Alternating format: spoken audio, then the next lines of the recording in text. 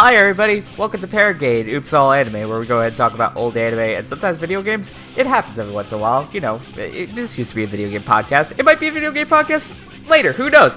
Hi Brand, how are you doing? I'm doing good. I'm just hanging out. We came off of watching the Xbox E3 fantastical time, so now I'm just sitting here with a sugar-free root beer, because this is my life now, and I'm excited to get started. You know, I feel that. Yeah, for anybody who's listening, we just watched the Xbox E3 press conference. The Bethesda one should be happening in, like, the next 2 hours or so. So, like, who knows how that's going to wind up. They're probably going to show Doom. I'm probably going to get really hyped for Doom. They're going to probably show, like, another JPEG of Elder Scrolls 6, and everybody's going to get really excited for no reason. We kind of, like, wound ourselves up because we were, like, seeing a bunch of tweets about being like, Shigeru Miyamoto is at the Microsoft press conference. Oh, like, there's been a lot of hits about cross-platform play and blah, blah, blah. And we're like, oh my god, is Microsoft partnering with Nintendo? Turns out, no. It was a basic Microsoft press conference. They're like, better than ever.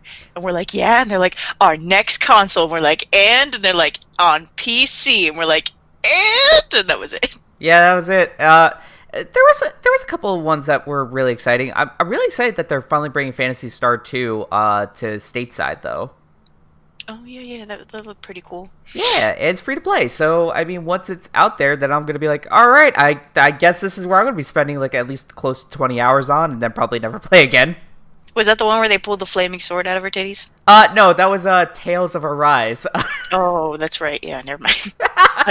I'm getting those two mixed up. Oh, God. But, so, yeah, we're coming off of that.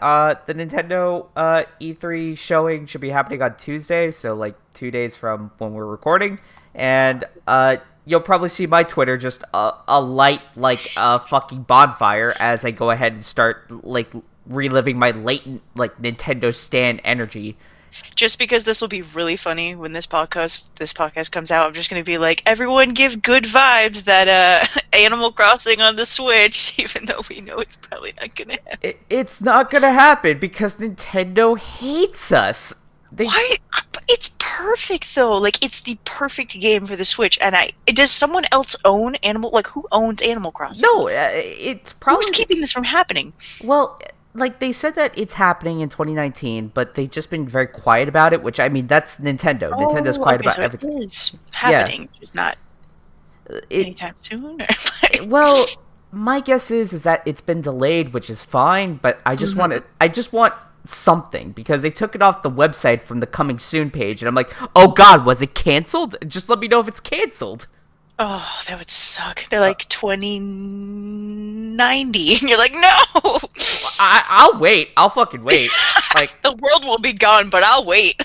It's like, I'll wait until, like, our consciousness is uploaded to, like, the fucking cloud or whatever, and we send ourselves off into space. I'm talking about, like, that game for the guys who made Penumbra, I think. What was it? Oh, Fuck. Yeah. It was a really existential horror game about being trapped in a robot body. Oh, never mind. I was thinking of another space horror Amnesia. game. Amnesia, yeah. Yeah, it was the same guys who made Amnesia. They also made a game about being trapped in a robot body and the existential dread that comes from that. Jesus, I've never heard of that one. I forget its name, but it's really good. It's a really good game. It's also really scary because it makes you think about yourself, and you're like, I hate thinking about myself. Yeah. So, I'm drinking a Woodford Reserve Rye, because that was one of the whiskeys we picked up this weekend. But outside of our whole E3 bullshit, what have you been up to, Bran, aside from watching Death Note? Well, I was scouring the Nintendo shop because I was like, I need more games on the Nintendo Switch. And then you were so kind as to mention that I can download some of those for free using fancy family stuff. But yeah, I went through and got a big... I don't remember if I talked about this last time, because we just recorded last week, and I've been having this wish list for a while, so if not, nothing's changed since then. I added Gris, or Gris, or however you say it. My friend says that it's French Yeah, I've downloaded it, but I haven't played it yet because I'm going to play Night in the Woods first. Yeah, Um, so yeah, I'm really looking forward to playing that and just kind of like getting off work and around like 9 o'clock when it gets dark, just kind of yeah. turning on Night in the Woods and getting like submersed in it. So far, it's really cool. I really like Ooh, it. I downloaded Grist though because it's a really cool game. I'm going to yeah. play that next week when my friend is visiting me. We're going to Nice. play it together, so I'm hoping it goes good. And yeah, I actually was looking up some horror games for Ooh. the Switch because I was like, I miss horror games. I never get to play them very often anymore. So, well, I never get to play them a lot in the first place because I'm easily frightened and I have heart problems. So, um, but I found this really cool one called Darkwood, and I don't know. Oh, I like that game a Yeah, lot. yeah, it looked really cool. I've watched the trailer like 3 times, so I haven't bought it yet, but I'm pretty Yeah, sure it's going to be the next one that I get. So I'm excited to try it out. I'm really excited for you. That's the top-down one, right? Yeah, it's like kind Oh of yeah, yeah, it's definitely top down. It's like kind of at a weird like I can't describe it. It's not as top down, I guess. yeah, So some of the stuff that you see, like the way that it's displayed, looks very. It's a lot more immersive yeah. than I would have given like a top down game credit for. So I was like, okay, like I can handle this because it's top down, but it's immersive enough that like I'm gonna get terrified and scream a lot. So I'm not gonna lie, like, cause Night in the Woods is actually one of my favorite games of all time. here it's really good. Like you and It's Nick both said it was really good. it is perhaps, like I said, it's one of my favorite games. It's so good, and I follow like one of the lead writers on Twitter who is like Nice. a total socialist bro, and I'm just like, yes, get it, get it. Uh, they actually went ahead and made their own studio that's basically like a socialist collective. So instead of like everybody get paid like differently, everybody gets paid the same. So you know me, Wow. I'm just like, yeah, fuck it, get me that, get me this game. Yeah, no kidding. Like I was about to say, that'd be a really cool place to work for. But yeah, we'll definitely check in with you on Night in the Woods because I'm very excited to hear what you think about that game because it's so good. It's so fucking good. It's really cool. I was I had this moment where I was starting the game up, and I walk outside. And I just got back to my parents' house, right? And I'm walking out, and I'm like, boop boop boop. I'm a cat, and then an actual cat walked by, and I just stopped. I was like, was that a fucking cat? Like, Was so that it's May? a Was that yeah. May? Is that a child? But yeah, so it was pretty good. It's a cool game Uh, so far. well, in my usual tradition, I have two things. One, I actually ran our first session of Lancer, a tabletop RPG about mechs. Oh, Um, nice. it's if anybody knows anything about Lancer, which you should, it is this free to play tabletop RPG that's made by Miguel Lopez and the creator of Kill 6 Billion Demons. So they decided to go ahead and make this mech game that's kind of like a hybrid of like Dungeon World with like the same sort of combat mechanics of like D&D 5e. Uh, like when somebody broached this to me, they were like, "It's really crunchy," and when I looked at the rules, I'm like, "This isn't that crunchy. This isn't as crunchy as Mech Warrior. This is actually pretty okay." I Uh, love the term crunchy. Like, Oh yeah, because like it doesn't get too into the weeds about rules. Like mhm. when you're playing as a pilot, it's very narrative driven. So like you know how in like D&D like you had to make like a dexterity check or whatever. Yeah. Um in this game, it's like you have to make higher than 10 on a D20 roll, and if you make higher than 10, you succeed. So if you want to Oh, punch a guy out, you just punch him out as long as you get higher than 10. dang. So it's really cool, but then the mech combat is a lot more like rules driven. It's a lot more like the combat in Dungeons and Dragons 5e. So like you know you have to worry about stats, you have to worry about this, blah blah blah, and the mechs themselves are really customizable.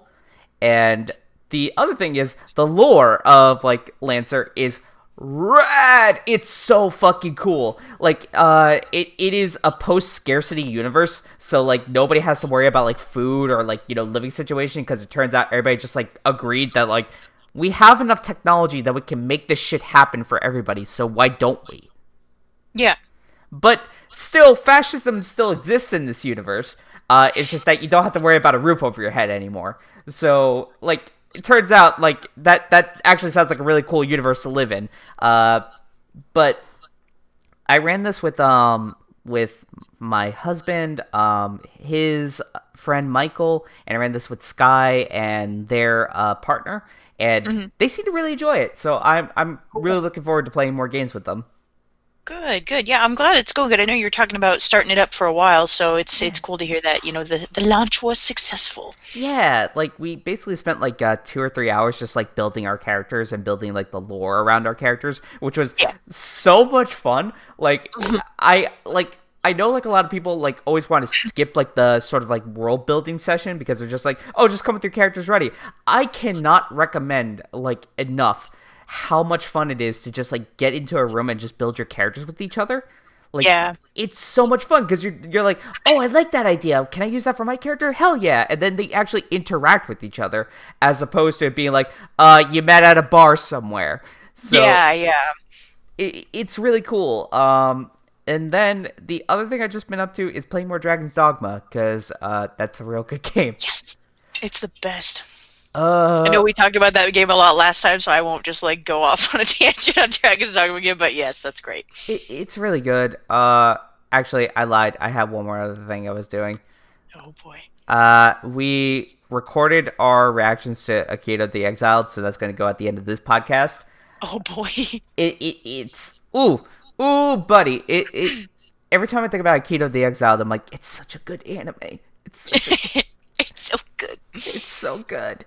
Well, with that, I guess the next thing is like, after our Death Note recap, we'll go ahead and go into our 2 episodes of Code Geass, and then we'll also go into our thoughts about Akito the Exiled, an anime I really, really like. But with that being said, let's go ahead and talk about anime that I have mixed feelings for. Let's go ahead and talk about Death Note for a second. I was about to say, let's get started with the anime that you hate, and then get the bad news out of the way first.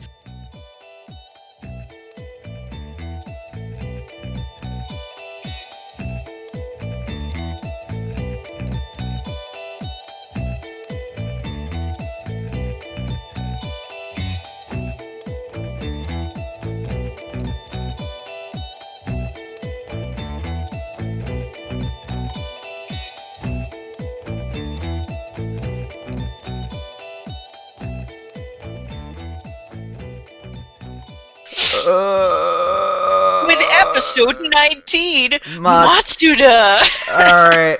So we go ahead and start off with a montage of like everybody yelling at Matsuda because Matsuda's a fucking idiot. I love him. And we come back to reality, snap back, oh, there's gravity. And basically Matsuda is overlooking Misa Misa as she's filming a movie scene, and she's with a light lookalike because of course she is, and he's just like, I'm gonna go ahead and kiss you now. She's like, excuse me, I have a purity ring. I am celibate till the day I die. She's literally pulls the I have a boyfriend card, like. I hate it. And the directors get pissed and they're like, what do you mean? And she's like, I'm sorry, but I am faithful to one garbage man. Oh my god. So after that we cut back to the what's their they have a team, the investigation team. The task force, yeah. Yeah, the task force. We cut back to the task force, and I know I was making this complaint earlier, but we actually get inside Light's head. We actually finally get his internal monologue. Yes. Yeah, and he's talking about wait, could I be Kira?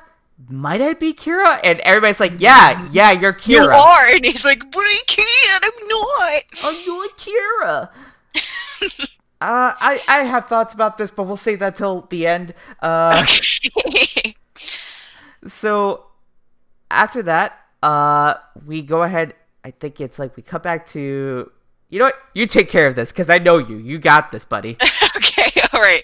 Yeah, so during this part, we're getting in Light's head, and he's back and forth with himself, just talking about, just reasoning through whether or not he could be Kira or not. And then I can't remember exactly why they bring up El Rado Coil. But, Oh yeah. And do they do introduce? Have they already introduced The Iber and Weddy? Yes, they already introduced They them. already introduced. Okay, Yeah. good. So they're there as well. But essentially, they're tracking down. They're starting to narrow in the kills for the Yotsuba group, right? So they are kind of narrowing it down to these people. And then they come up with Oraldo Coyle, and I think he gets brought up because he's been in contact, quote unquote, with the Yotsuba group, and they record them saying that, or they kind of touch base with him. They hear this name somewhere, and L just kind of explains, like, they're kind of frustrated. They're like, "What are we gonna do?" Like, Oraldo, I think, is trying to make a deal with the Yotsuba group, Yeah. and L just kind of comes out and is like, "Yeah, that's me."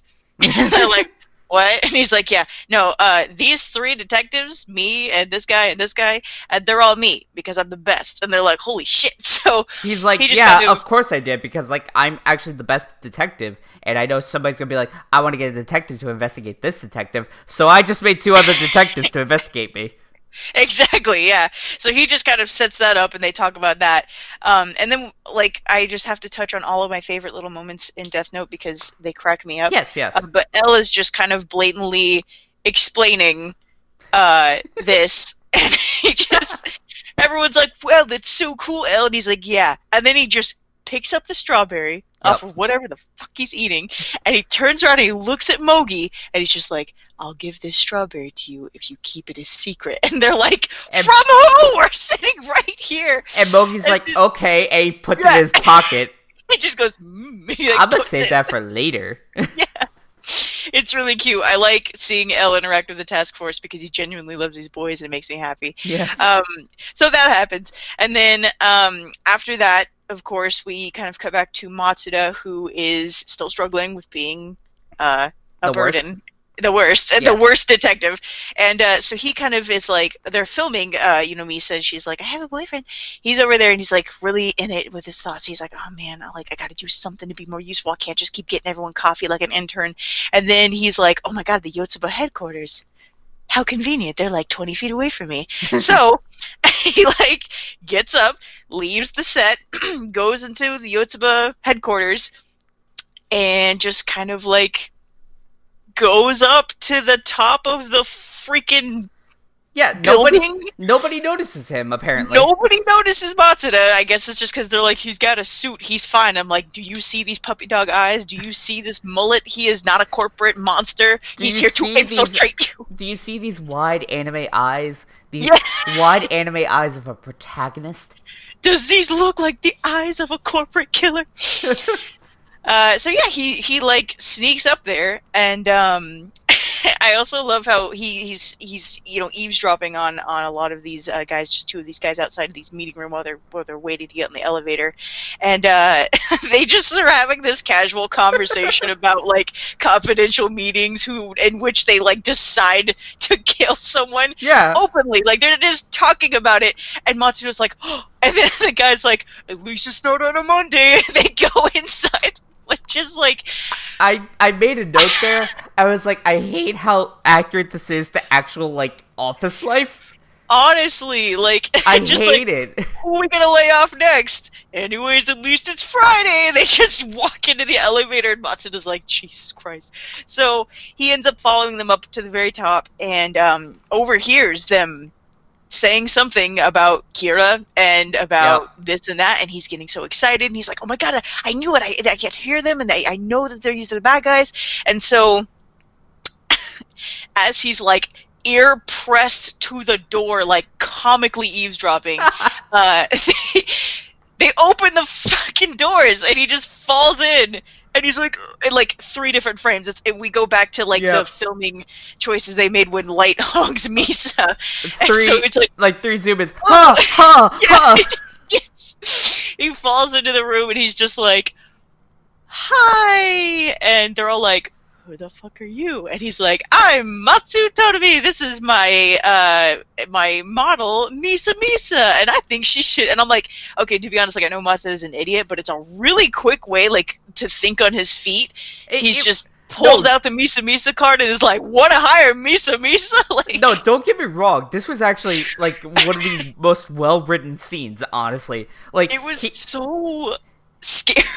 Like, he honestly just goes like, I'm Misa's manager. You want to hire her? She's really fucking cute. And I'm like, oh fuck. sometimes Death Note actually has good writing. I didn't know this. Yeah, like he just like goes with the flow as best he can. So they take Yeah. him off into a separate room, obviously, because they don't believe him. Yeah. Because like why would you be pressed up to the Yeah. freaking door? Anyway, so they take him over to this new room, and they're just kind of like, why didn't you bring your model with you? And he's just like, oh, she's filming us a movie nearby, so I figured I'd drop by and see if you guys wanted to hire her. So I'll call her as soon as I can. And so he's basically trying to get in touch with her, and he sends an emergency signal for, I don't know if it's like via his belt or something. Yeah, but it's his belt. It's the one that's like, oh, like you just like tap it, and it's like, right. yeah. Yeah, so he sends out this emergency signal, so the task force is like, what the fuck does Matsuda want? And they're like, it's coming from the top of Yotsuba headquarters, and he's like... And then they zoom in and like, what the fuck is wrong with you? Literally. Because they were in the middle of making their own infiltration plan too. So yeah.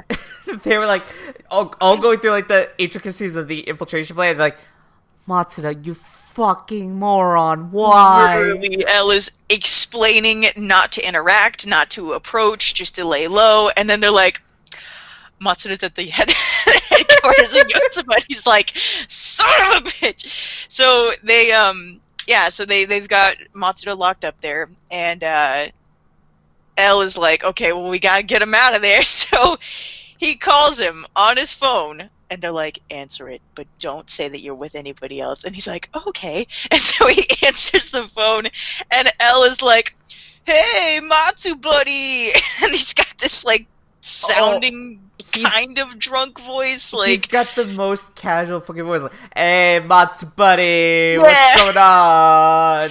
You want to go out drinking tonight? And Matsuda's like, no, I can't go out tonight. And he's like, what, is your wallet in big trouble? And Matsuda's like, yes, big troubles with money. Ha ha ha. And they're just staring at him like, that's not suspicious at all. Yeah, but then like after that, Misa actually shows up. Yep. And the corporate guys are like, damn, he wasn't kidding, like she's really cute. So she's really fucking cute. Oh my god. Yeah. And, like, after that, I'm trying to, like, remember if... Yeah, like, it's so sudden to me that, like, basically Misa is just like, yeah, so y'all want to go have a party in a hotel room? And they're like, and then the next scene we see, they're just in the hotel room with little slippers on.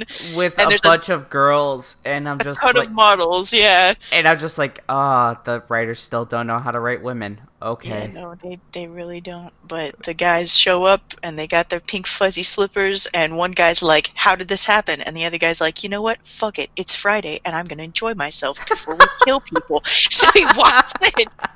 And so Matsuda gets away from the party because he's acting drunk and adorable, and he's just like, oh, I gotta go to the bathroom.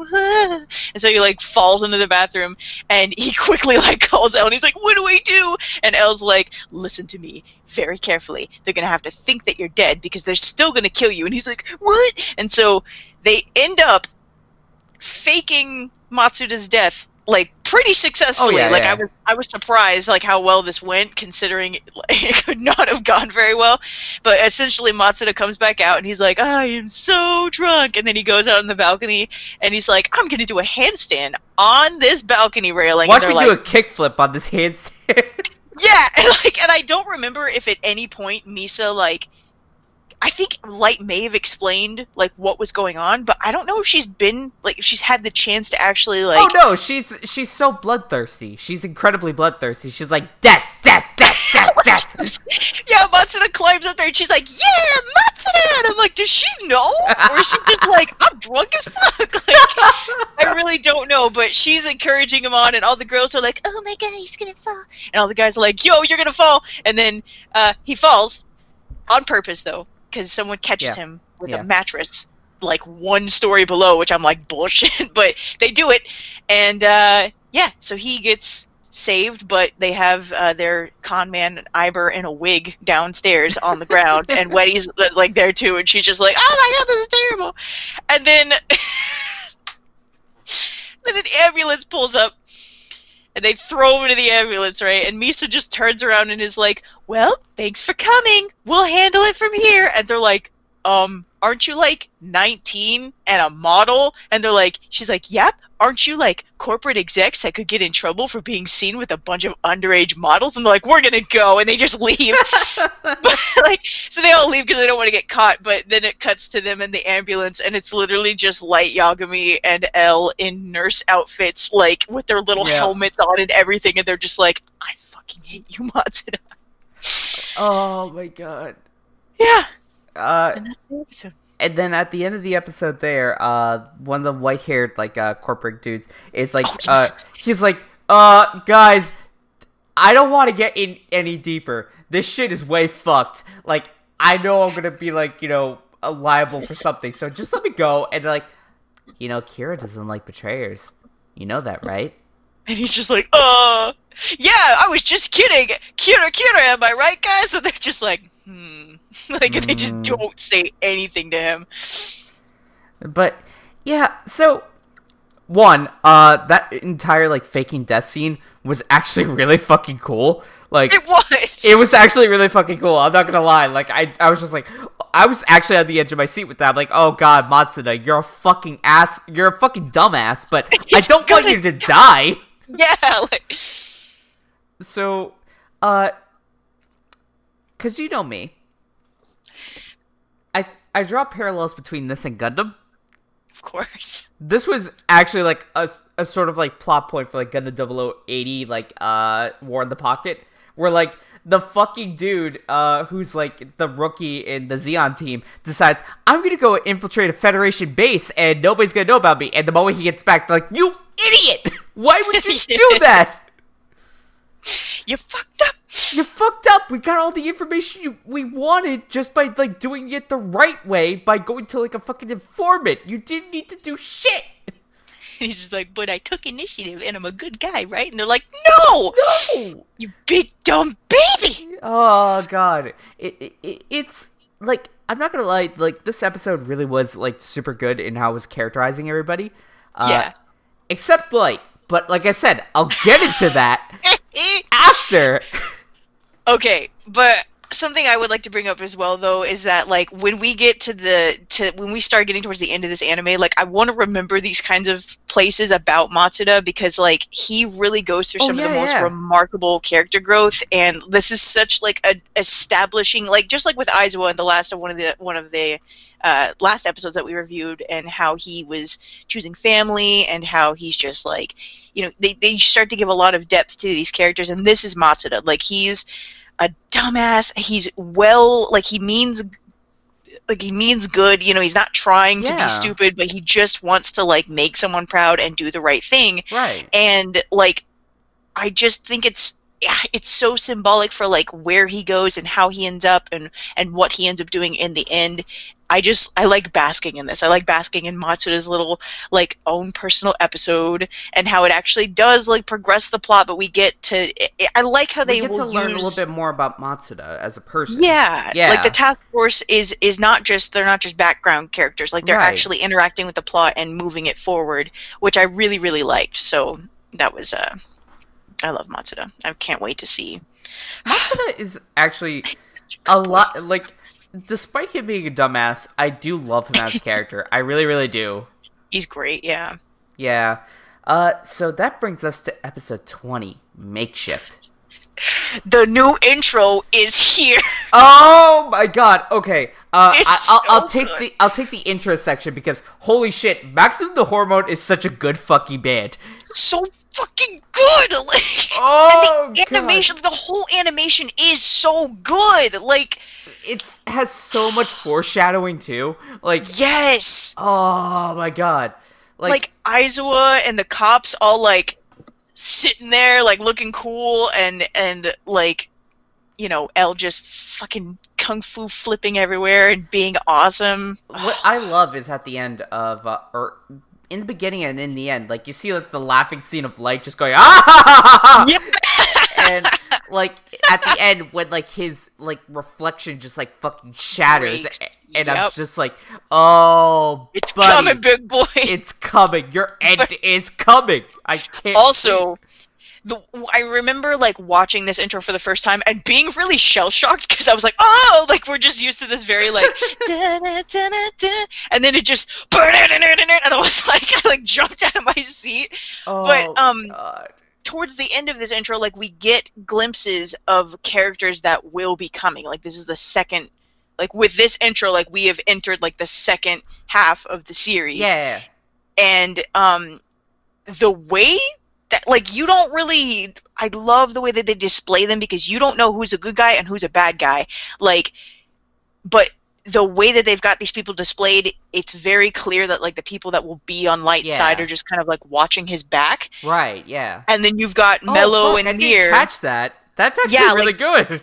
Yeah, like he's walking, like he just is walking through this city, right? And he's unchecked and unchallenged, and you've got these two people that you're like, who are they? But they're just kind of facing the direction that he's coming from. And then you've got, oh my god, the symbolism here! I can't wait to talk about these two. But then you've got the two gremlin children. Yeah, the two baby rabid babies. They're insane, and I love them so much. But you've got Mello, this person, watching him from like under a grate, which is super. We'll get to it when we get to it, but like, remind me, you know what I mean? Like, he's watching Light walk over this grate with this like psychotic little look on his face, and you're like, who the hell? And then he passes, and it's like, as soon as he hits this sun, it's like right in the silhouette. And then Nier, like this new character, right? We don't know who it is yet, obviously, but it like lights his face up, and it's just so cool because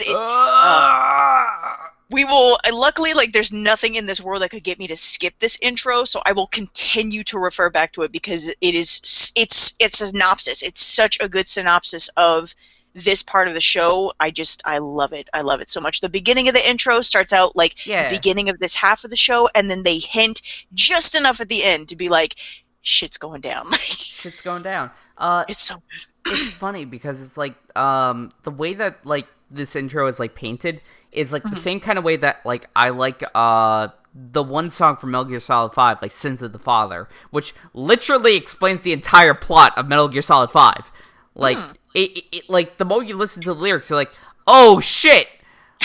Like words that can kill. It's like, oh, that relates to this and blah blah blah. It's like I'm not gonna say any of this shit because I'm like, I want people to play Metal Gear Solid 5 because it's a good fucking game. But I will say, like, the moment you beat Metal Gear Solid 5 and you listen to that song, you're like, oh shit. I get everything. I get everything. And also the reason why Big Boss is gay. The most important plot point. The most important plot point. Big Boss really loves Ocelot. Remind me. I need to put the Maximum the Hormone song at the beginning of this particular podcast since we only have two. Since we had 2 episodes, it outnumbers the old opening now. Right. Yes. Yeah. All right. So go ahead and tell us what happens in episode 20 here. Okay. So episode 20. This is where they really start, like, for real interacting with the Yotsuba group and planting people in that Yotsuba group, or rather turning people in that group to get a better idea. So they somehow set up wiretaps and surveillance cameras in Yotsuba. Of course. Maybe I missed it. I don't understand how they managed to do that. So the female thief person, she's just like, yeah, they have, like, no security. Honestly, they're kind of really shit at, like, doing security, it turns out. Okay, so it was her, that Weddy, that did that. Okay. Yeah. Because, like, I must have missed it or something, because this episode is also chock full of wonderful Elle and Light moments of just kicking each other's asses. Yeah. I'm always just like, fight! So, I just get so excited. I love it.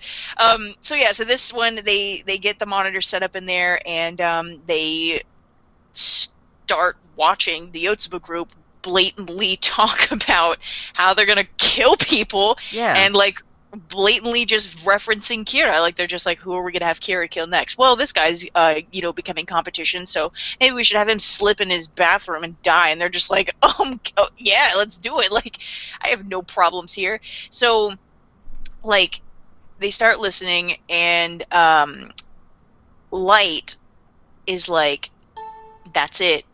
I'm going to call someone. I'm going to take initiative. Yeah. And Elle's like, don't. But he's like, I'm going to do it. And then Elle's like, let's see where this goes. Actual Kira. And he...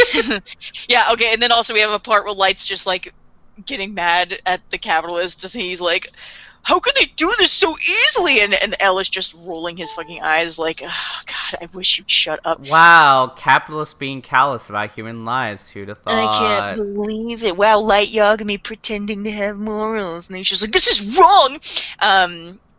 So yeah, they start listening in. They're saying these things. Light picks up a phone and calls... well, at first they kind of debate on who they should call, right? So, like, who they think would be most open to opposing Kira and who still has enough sway in the group to, be useful. Yeah. So he's like, I'm going to pose as Elle, and Elle's like, you're going to what? And he calls Namikawa, which is the, dark, long-haired pretty boy of the group, and he's like, hey, listen here, you... bitch, I'm Elle. Listen here, just like, wow, bitch. Yeah, like, he would talk like that. So basically, he ends up giving Namikawa this ultimatum where he's like, if you help us find out who Kira is, we will absolve the crimes of not only you, but everyone in the Yotsuba group that isn't Kira. So we're basically only interested in catching Kira. And he ends up, like, anticipating everything this guy's going to say before he can even say it. And so Namikawa's in the middle of a meeting. Like, he's in the middle of a Kira-killing meeting. So he's just like, mm-hmm. Uh-huh. Okay, we'll see you Monday. And Light's like, bye. And then, love you. And he, like, hangs up. Love you, bye. And Elle's just kind of, like, watching him the whole time he's giving this ultimatum. So now they have an inside guy in the Yotsuba group. It's Namikawa. After that, Elle is like, wow, that was pretty impressive, Light. And he's like, yeah, thanks. Anyways, back to the thing. And Elle's just like, you might actually be worthy of succeeding me if you, you play Elle really well, is basically what he's saying. Yeah. And I personally love this line because of reasons that we will discover later. But, yeah, he says this, and Light is just like, what the fuck are you talking about? And he's like, why would you say something like that? And he's just like, I mean, what, you're not happy with that proposition? And Light's just like, okay, everybody, let me explain what this asshole's thinking. So he just goes off on how he's like, basically he's thinking, if I'm Kira, I would never pass up the opportunity to take advantage of Elle. If I could operate as Elle, and with he's the task force, He's so right! Like, I hate it! I know! hate it! It's so hard to watch because, like, it's just exactly what's going to happen, and it sucks. But he explains this. Light is like, look, this is exactly why Elle... If anybody's wondering, Elle is thinking if I'm Kira, then I would never pass up the opportunity. He explains why it's perfect. He's like, I could operate with the police force behind me. I could operate completely free. Like, if I was Elle, and I was Kira, like, it's the ideal situation, essentially. I was, like, my note for this was like, God, this anime would be so much more interesting if it turned out that, like, Light just went and became a Hannibal instead. You want him to eat people? I mean, he's not that much farther removed from that. I mean, I really don't doubt that he would eat criminals at this point. Speaking of which, funny, I have to say this just because you brought up Hannibal, and I fucking lost it reading this post the other day, but someone said, someone creating Hannibal, and it's like, what if Frasier ate people? So I'm canceling the podcast? I'm done. I'm done. I was like, shit, did he hear me? And then you're like, I'm leaving. But yeah, that had me rolling laughing. Like, what if Frasier ate people? I hate this. And now I can't unsee Light being Frasier, and I'm just, I hate everything that I'm saying. Scrambled eggs. Now, like, comes downstairs. Well, he can't. He's tied to him. Never mind. I was going to say he comes in on Light just in the kitchen, and like 3 in the morning, he's like, scrambled eggs. And he's like, you okay, buddy? And he's just like, fava beans. Oh, God damn it. Oh, Brand, I this hate this. this could be the perfect anime if it was just anime Cannibal Frasier. I hate this so much. Anyways, so at the oh god, at the end of this entire explanation, Light gets pissed, of course, because he's like, I'm not Kira. And he's like, look at me. And he like turns L around, he gets in his face, he's like holding his shoulders. He's like, I want you to look at me in the eyes. Do you really think I'm the kind of person who could become a murderer? Become Kira? And L just looks at him, completely deadpan, and says, Vijo, what's the catchphrase? And he's like, yes, I do. I've always thought so. Like, and he just says that. And so it's me. I'm L. I'm the L. Yeah, you are L. Like you are L. Yeah, no, I mean that, and it's a really. Oh God. It means it's really good to me that like he says that and he looks Light like dead in the eyes, and it's important that he does say that because like I feel like he needed that reminder at this point, like L did too, and I mean he has been trying to bait Light into saying because he has not given that up, but like. L needed that reminder, I think, for himself, just with Light looking and acting so genuinely innocent that he may have started to doubt himself and be like, but I mean, even then, this is bringing it back to the point that like Light was similar to this point when L started investigating him, and as soon as he latched onto him as a suspect, he was like, this is our guy. Like, it doesn't matter. It actually specifically matters because he's a good kid, because he does good in school, because he's a genius. Like, this all adds up to a profile for someone getting a power like this, like the ability like this. So it's a really important moment. They stare at each other for like 5 seconds, and then they just deck each other and kick each other in the face. And I just love the freaking, like, I love that Light Yagami has had to exist with L's feet on his face. Like, just freaking stuck there. Oh, so you like feet, Bran? No, I just think it's so you like feet, Bran. There we go. Start this believable rumor again. I've already been on Kids Bop. I don't need a foot fetish behind me, okay? Like, I've accepted the Kids Bop thing. I'm gonna edit this podcast so it says, like, I like foot fetish. You can watch the rest of the show by yourself. I swear to God, Joe. It's funny because Light is such a godlike character, right? And he has to deal with the detective that's been chasing him down and chaining him to his arm with his foot on his face. I just think it's disgusting and hilarious. And also, I like how L just sits there after they pull apart, and he's just like he's got his feet pulled up, like ready to kick again. He's just like, and Light's like disgusting, like wiping his chin off. Oh it's a great God, L's basically just a fucking cat, is what you're saying. Yeah, he definitely is. You stick his leggy out. Yeah, he's sticky leggy out. And so after this, L gets up and he's just like, oh, wait, no, here's another thing. There's another important fact about the Yotsuba group. So they convince Namikawa to delay killings. Yes. That they were going to do. So they don't kill anybody in that meeting, or they don't allow Kira to kill them. They all come to the decision to delay the killings. So L says to them, like, okay, we're going to wait, and if these people die, then we'll have enough proof to convict them as Kira. And Light and his dad are really upset, and they're like, we have more than enough information to convict them now. And he's like, no, we don't. No, we don't. He's like, I have more than enough freaking evidence to convict Light if that's the case. Yeah. And he's never blatantly ever talked about being Kira in front of anybody. So, like, it's not enough. And they won't listen to him because they're just, high on morals. And they're like, no, we're not just going to let innocent people die. So L is just kind of like, okay, well, y'all can do your investigation your way. And he stands up and he's like, sorry, Light, you have to come with me because you're chained to me. And he's just going up the stairs. And he's like, I'm going to do my own investigation. And the cops are just like, what, really? And he's like, yeah, have fun. You could still use this area, but like, I'm gonna do you, or I'm gonna do me, and you do you. So he walks upstairs, and Misa is just hanging out, and he's like, hey, Misa. And Light's like, what the fuck are you doing in here? And then basically proceeds to like reverse psychology Misa into like helping with the investigation.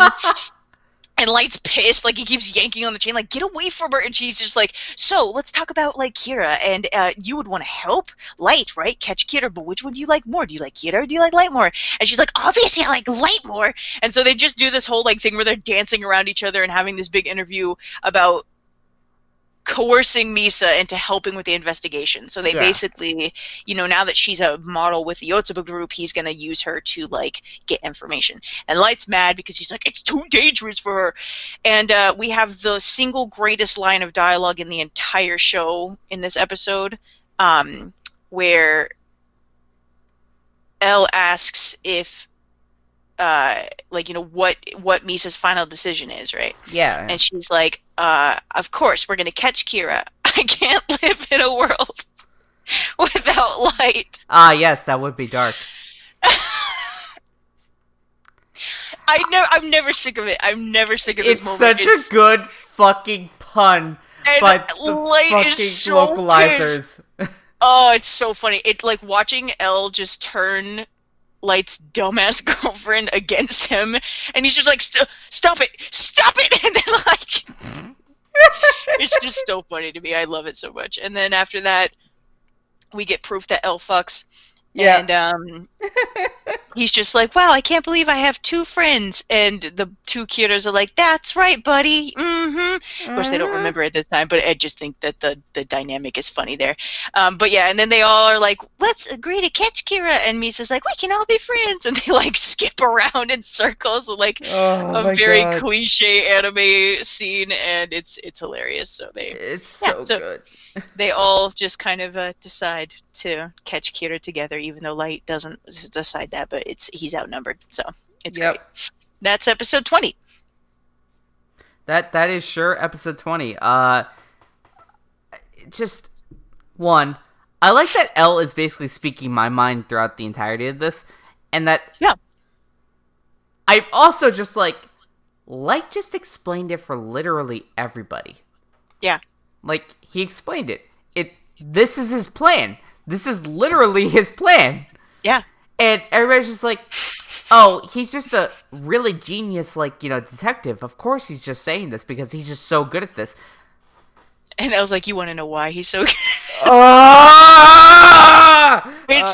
No, but, like, it's a good point because, like, Elle knowing how smart Light is, and if he genuinely believes that he doesn't have his memories, he's like, even you are coming to the same conclusion. And he looks at everyone, he's like, even Light is coming to the same conclusions. Like, he lays out lock him up! Just get him away from Elle!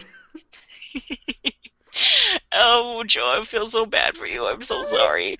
You're like, just make it stop! And he's just like, I'm not good. We got 20 more episodes. I know, because this is the one plot point that I remember is that Elle dies because Elle refused to do the smart thing. It was just like, I'm just gonna go ahead and put Light behind bars or get him as far away from me as fucking possible. Yeah. Because he's just like, no, I got a fucking point to prove. It's like, I hate this. I hate it. We're friends, but he's a serial killer. But we're friends, but he's a serial killer. He's the serial killer. It's fine. It'll work out. It's great. Like I said, Elle, it won't.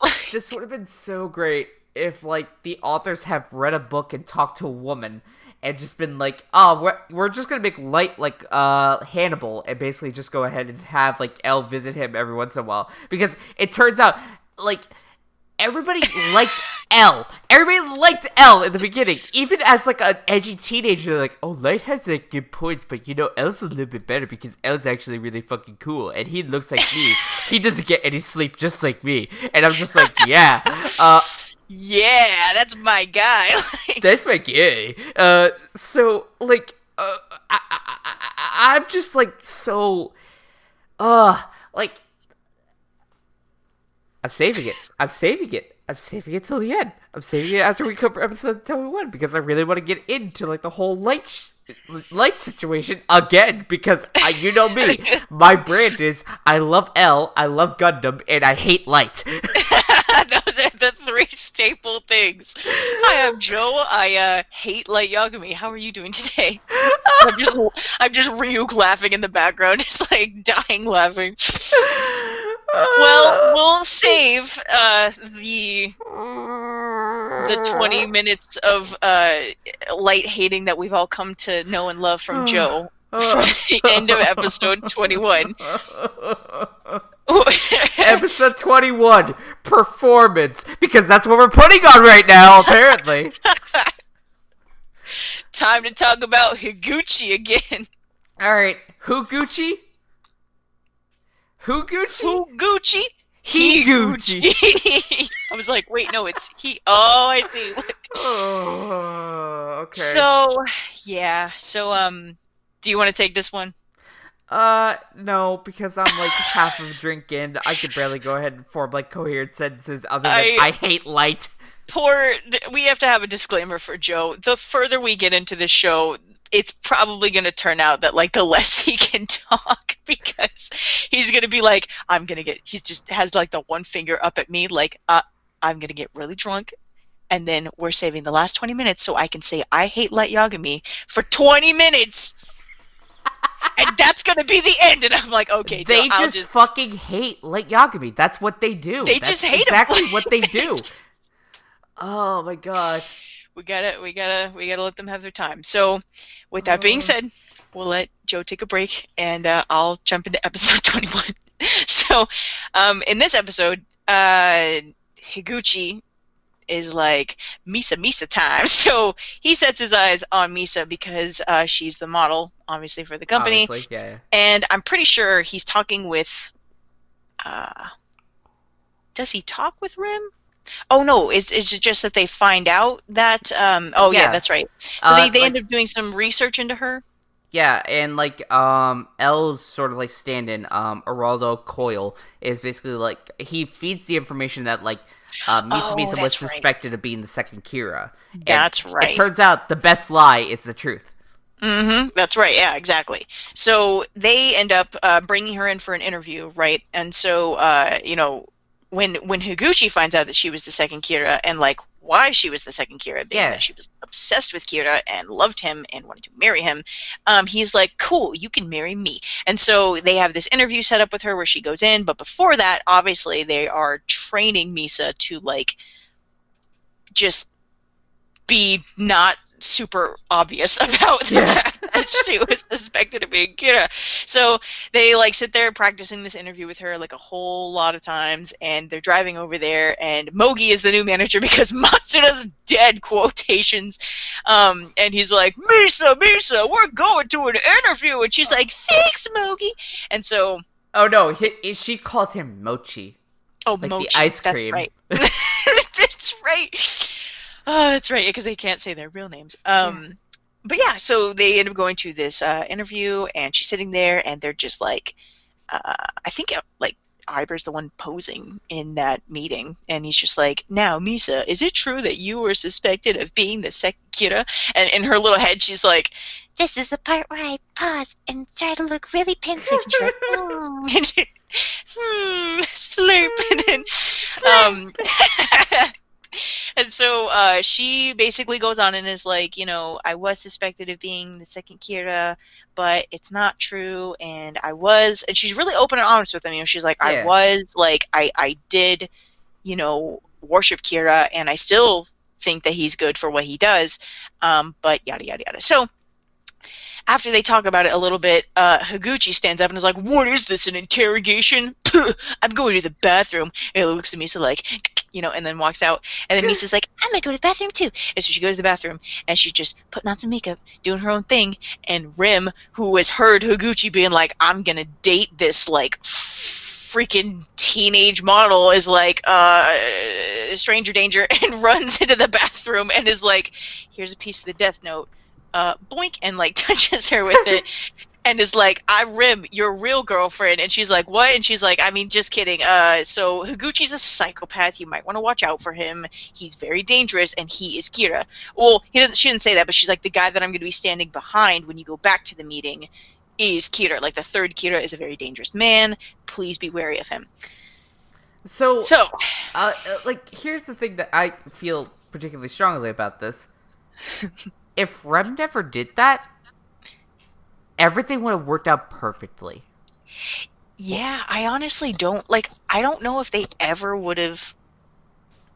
I don't know. I mean, like, I feel like they would have eventually caught him, and that means they would have found the Death Note, maybe, but it would have taken a lot longer. It might have not because they were so close. And the whole thing is like Elle already knew. Like Elle already had like the sneaky suspicion of like, okay, this, and this, and Misa would have been perfectly safe. But Oh, I see. Yeah. yeah, but it's just that like now Rem is playing into Light's hands, which we all know Light has author powers. He knows exactly how the character is going to react because he's basically written by the author as an author self-insert. I I hate this. I hate it. I hate it. I hate it so much because They're back on it again. Anyway, Joe, you promised you'd save it for the end. meanwhile, Light is having his fucking crisis of conscience. Like, I might be Kira. Oh my god, I might be Kira. Man, I'm not Kira. I'm not Kira. And what if I was? Like, then we cut back to Misa in her interview. oh yeah, so yeah, in the interview, she takes an abnormally long time, like closing her eyes, and then like looks up, and it's doing that classic Death Note shaky camera look all over the screen because we gotta like emulate action somehow. And of course, Rim is like hovering behind Higuchi, who's just looking like a freaking fresh Prince of Ganondorf guy, and he's just like, yeah, hey, so anyways, and so they I don't remember what happens after that. I think they finish the interview and leave. Yeah. So she goes back to task headquarters, and I don't think she actually has her memories of the Death Note. It's enough to see Rim, but Yeah. Rim explains to her, like, she doesn't actually have her memories back, but she does. Like, she knows Explain that to she her. is the second Kira. Right, she tells her that flat out. She's like, Light is Kira, and he has a plan, and you need to like follow that plan because you are the second Kira. And she's like, wow, I love Light so much. And so she goes home to the task force headquarters, and she's like, sits down on Light's lap, and is like, I got all these numbers from the Yotsuba guys group that they're murderers. And his dad is like, what the fuck, in the background. And she's like, yeah, blah blah blah. And he's like, Misa, this is too dangerous. You need to stop doing this right now. And she's just like, okay. And Light's like, or Elle turns around, and he's like, what the fuck, no show? Like, why aren't y'all arguing? Why aren't you arguing anymore? And she's like, okay, Light, I trust you. And then she like walks off, and then goes to the elevator and is like, want to sleep with me tonight? And Light's like, what? And she's like, just kidding. And you don't have to be shy. I know you're saving it for marriage, or what the fuck ever she says. And she's like, I saw until the day I die. Remember that? yeah. And then Elle's just like, yeah, don't be shy about it, like, because he's sitting there like, no, but talk about your sex life, though. And he's like, why are you such a creep? And then after that, Misa doesn't listen to Rim and gets in Higuchi's car by swapping outfits with one of her model friends and ditching Mochi, and just hops in a sports car with corporate Kira and Kira Inc. And she's just like, anyways, I don't care if you're gonna do something perverted to me because I can kill people. And he's like, ha ha ha, ha ha ha ha ha.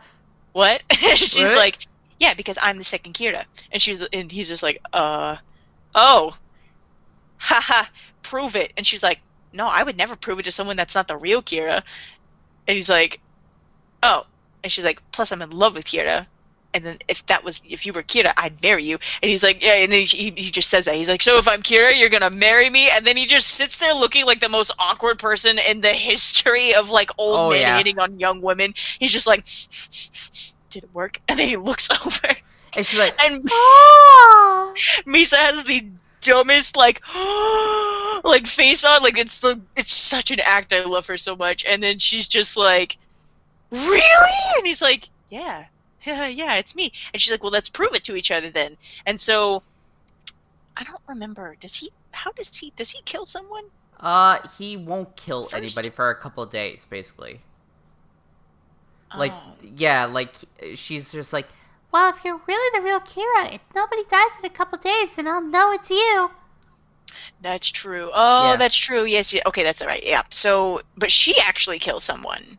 Yes, so Like, she actually did kill someone, like, immediately. Like, she's so like, this is the one thing that I keep coming back to. We keep underestimating Misa. yeah. Like, Misa is way smarter than she lets on. Like, even L underestimates how smart Misa can be. Yeah, like literally, like the amount of manipulation and that went into like this moment, and not only that, but putting herself in serious danger. Like Yeah. she just is unfazed, and she doesn't care. She's just like, well, I did this because I love light, and I'm like, I know that loving light is your biggest fault, but also like, I'm not gonna let that distract us from the fact that you're such a smart girl when you have a goal in mind. It unfortunately is a bad goal, but like. Congrats, like, on being a little manipulator here. Like, I love it. Oh, God, yeah. It gets really creepy too. Like, she Like, she's killed about to someone. be raped, too. Yeah, like, and he's like, "You are the second Kira," and then he like throws her seat down and climbs on top of her, and she's just like, "Ha ha ha, what you doing?" And he's just like, "Well, I'm Kira, and so you're gonna marry me." And she's like, you didn't prove that you're Kira." And he's like, and he sits back, and I was like, "Thank God." Oh, She's no! like, She pushes him off. yeah, like he sits back a little bit and she's just like, so anyways, it just like puts him back in his seat. Oh, it's so great. She's not having it. She's like, no, fuck off. I'm celibate, excuse you. So after that, she does get back to Task Force headquarters, and basically she's like, I found out that Higuchi is really Kira. Here it is. I have the entire recording. and Elle's looking at her like, Nice. Elle's looking at her like, nice, but also Are you okay? Like, not even you're okay. It's more like, this seems weirdly out of character for you. You're acting way smarter than you usually do. Do you have a goal in mind? What's your goal? yeah, and like, yeah, when she comes in and she's like, I did this, and Light's like, you idiot, and I'm like, don't call her a fucking idiot, I'll kill you. And then, she's just kind of like about to argue with Light, but Yep. then is like, okay, and then leaves. Yeah, so. Yeah. Alright. So, these were sure 3 episodes of anime. They sure were. They sure were. It made me love a lot of other characters except Light. It made me Who I love... hate more than ever. It made me love Misa. It made me love L. It even made me go ahead and be like, oh, Matsuda actually has a lot of positive characteristics. I am. Matsuda is like one of the few characters. Like, there are not many moments in this show that make me cry. Like, it's just an intense anime in general. But like, Matsuda is one of those characters that made me cry. Like, Yeah. and just like with. Like, he's just the son that Suichiro deserves, and like I like him because he gets to go through these feelings. Like, I feel like he's a better conduit for us as the viewers than Light is, in terms of like, even Matsuda was like, well, he's killing criminals, so like, it's not like he's a bad person. I know it's a Right. bad thing to do, but like, crime, like the effects of Kira are already being seen, and he struggles with that. Like, he gets to go through the debate that like we as viewers are meant to go through, which is like, if it's changing the world for the better, is it really wrong, despite the fact that like an actual sociopath is behind it. Like, he's doing good in the grand scheme of things. Like, he's unbearable and terrible, but like that's the dilemma that they want you to have I in the show. know. It's the reason they write him. So I like that Matsuda is a dumb baby, Yeah. but he is our just straight up lawful good, and I love him, and I want him to be okay, and he is, and that is just, I'm happy that he doesn't die because he's such a great person. He's so good. Like, God, because we're gonna get into our next recurring section called "Why Does Joe Hate Light So Much?" And in like these couple episodes, we actually do get a glimpse into Light's head. Like, he's constantly battling against himself. Like, I'm not Kira. Like, he's even saying to himself, like, I'm not Kira. And I can't help but feel like, again, this is the authors insert sort of like commentary, because his character becomes so like disjointed from like what he was in episode 1. Like episode 1, he was primed and ready to receive the Death Note. Like he truly did believe like humanity is like, you know, fucking stupid, and like I'm the only one who knows best. Yeah. So him being like, you know, oh, like I like, you know, I would never do anything like this. Why would I do anything like this? It's almost like I'm like allying myself with Kira, and it's like, yeah, because you really thought that much. And this is why, like, at the sort of crux of this anime, when, like, spoilers, he does kill L. Yeah. Like, it makes no sense. Okay, like, Rem kills L. I remember that. But, right, yeah, you know. Yeah, it's just that, like, it makes no sense to me, because it's like, he only just hates L because L said he was wrong. And over here, He's like... standing in the way of what he's trying to achieve. He's the only person standing in his way. But even then, like, as, like, you know, he lost his memories, he's more than okay with, like, you know, what L's doing and what L is trying to set out to achieve. You mean like Forgetful Light? Yeah. Oh, okay, gotcha. Okay, yeah. That's what I'm saying. Like, Forgetful Light is so inconsistent with, like, even episode 1 Light before he gets the Death Note. Can I pose the reason? Okay, go ahead. For that, and again, like, full disclaimer, I don't think Light is a good person. I don't think he's, like, I'm not trying to say that he's a good person. Like, there is no way you can say that kind of thing. Right. Watching this anime, even at the point that we're at now. Because he's always, like Elle has said, had the potential and the exact makeup of, like, if he got this kind of power, he would take it. I think the difference now with Forgetful Light is Elle. I think it's Elle's presence in his life inspiring him and reflecting on him. I think he looks up to Elle a lot, despite being like, I'm not Kira. But, I think that their dynamic, and I love your notes here, by the way, like, the notes that you have that are like... oh, no, I hate this dynamic. Yeah, like, you hate it. You're just like, if the feeling stayed, does that mean like Light actually likes Elle, or is that he fucking hates him? Is he shutting out the Kira thoughts? Like, this is it. Like, this is why, like, I'm not trying to say that Light was a good person at the beginning of this anime. I'm trying to say he was a bored person, and he was a very bored, smart person, and that does not make him good, and that does not make his actions excusable, but it makes them it's predictable. Like, and looking at him now and having all of that brain power not only tied up battling someone else for a cause that he truly really doesn't just wants to be innocent, but he's also occupied with an investigation that's like the hardest thing in the world. So, like, he feels better because he's doing something that challenges him and is interacting with someone that challenges him.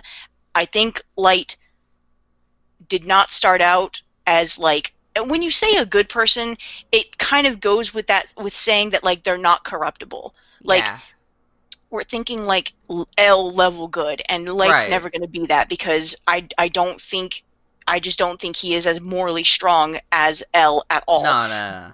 But the fact that he gets around L, and this is why I think it's a tragedy, both for L and for Light, and this is what makes Light such a interesting villain when L dies, because I think that he has all those memories now. Like, not only does he have his memories as Kira, but he has his memories of being challenged and being occupied and being more and being better around L, and I think that genuinely destroys him. Like, for the rest of the show, they don't really talk about it a whole lot, but he constantly talks about Elle. Like, even when his rabid children come after him, he's like, he gets mad and the children get mad. They're both just basically, it's a whole 10 episode of pointing like, you're not Elle, and like, you're not my dad. Like, like, it's great, because they are all, when Elle, this is why I made that note, but like when Elle says that you're worthy to succeed me, like, the dynamic that comes into play afterwards with his actual successors and Light is so well balanced and so like perfect. But yeah, those are my thoughts on like L and Light at this point. I feel like he feels a lot different because he is trying to be like L because he looks up to him, and it makes me really sad. It's just I don't. That does not mean that you're supposed to feel sorry for Light. I get it, but like, nobody should feel sorry for Light, like at all. Ever. And I feel like it's like if you have like any grasp of morality, you should go ahead and say like, no, Light should be either behind bars or hung. But like, it's just that it kills me because it's like at the end of the day, Light is still the same person. Right. Like, once he gets, like, the power of the Death Note back, he becomes that same person. He's obsessed with L because L proved him wrong and was constantly convinced that he was wrong. Like, that's just it. It's like every time he refers back to L, it's not, I don't think it's because he looked up to him. It's more that, like, he landed on the hate spectrum where he was just like, listen, no, he proved me wrong, but I'm right because I beat him. And it's like... Yeah. Like, but like I feel like without Kira's memories, like without any of that there, he's obviously mad because he's being accused of Kira. And I'm not saying he like right. I don't know. I think they have like a connection. It doesn't necessarily have to mean like we're best friends, even though I keep like shaky typing that throughout the entire my notes. But like it doesn't have to be that kind of connection. I just think that he recognizes that like he's never going to be challenged like this again by one person. Like I think he respects him.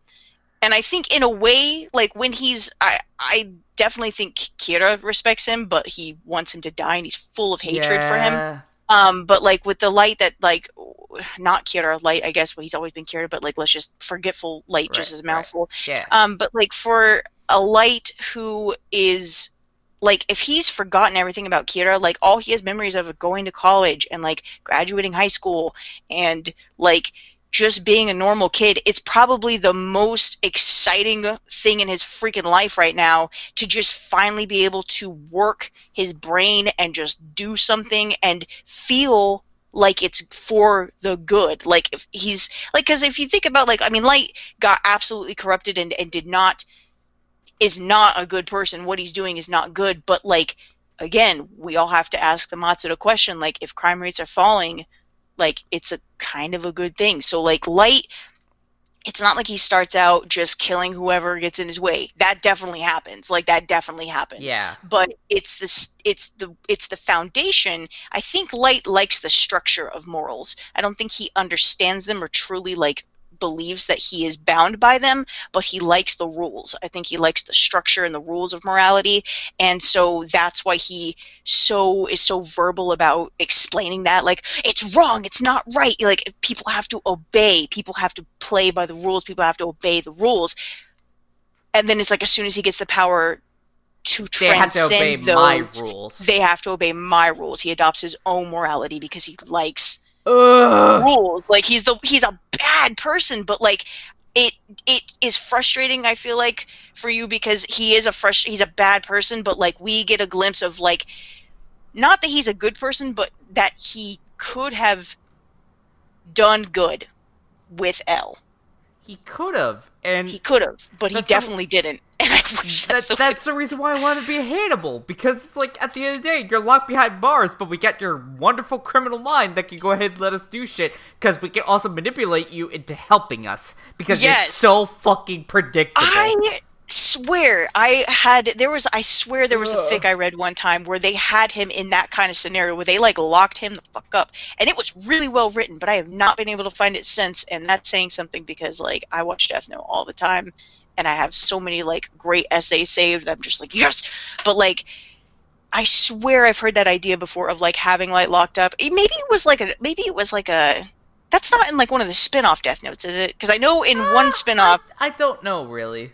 Because like there's a lot of live action Death Notes. There was like a TV show, and then there was an actual movie, and we don't talk about the Netflix one. I'll put this out there just to kind of end the podcast here and make sure it ends on a good note for you, because I think you would love this. And my mom actually got really mad because Okay. I told her about this and she thought it was in the actual show. And I was like, no, that's in a different one. She's like, why can't we watch that one? I don't want to watch Elle die. But in this spinoff, Elle gets the death note, looks like in the eyes, and is like writing out his own name. And he's like, dies at 90 years old eating a piece of cake.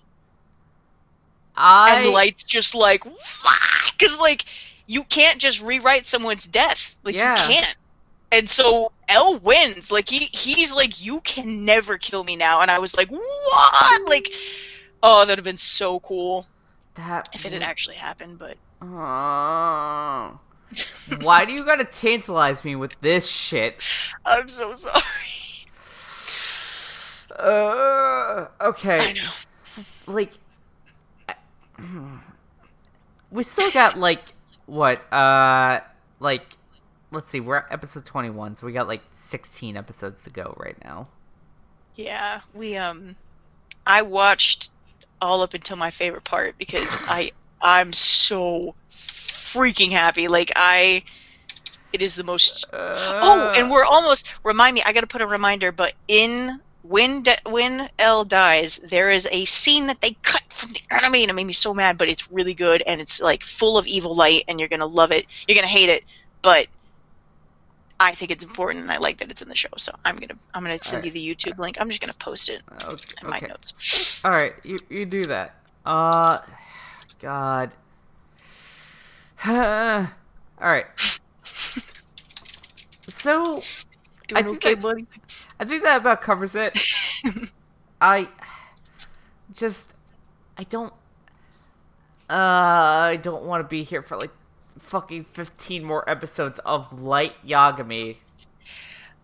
If I might encourage you, I think you're going to enjoy this. Like, yes, he starts to get away with stuff, but it's also his downhill. Like, he'll get good for like, and by good I mean he'll start winning for like 3 or 4 episodes, but like when those kids come after him, they come after him. And this time, like, they both, it's so perfect because like Elle and Light got close and he got to like be friends with him basically on the outside, on the surface, and these kids are just like, ring ring, and Light's like, hi, this is Elle speaking, and Nier's just like, Mello, get over here. This bitch thinks he's Elle. Hey, who the fuck are you? And he's just like, I'm Elle. And he's like, I said, who are you? And you're not my dad. Like, it's so good. And Nier is so cold and logical, but like with Elle's morality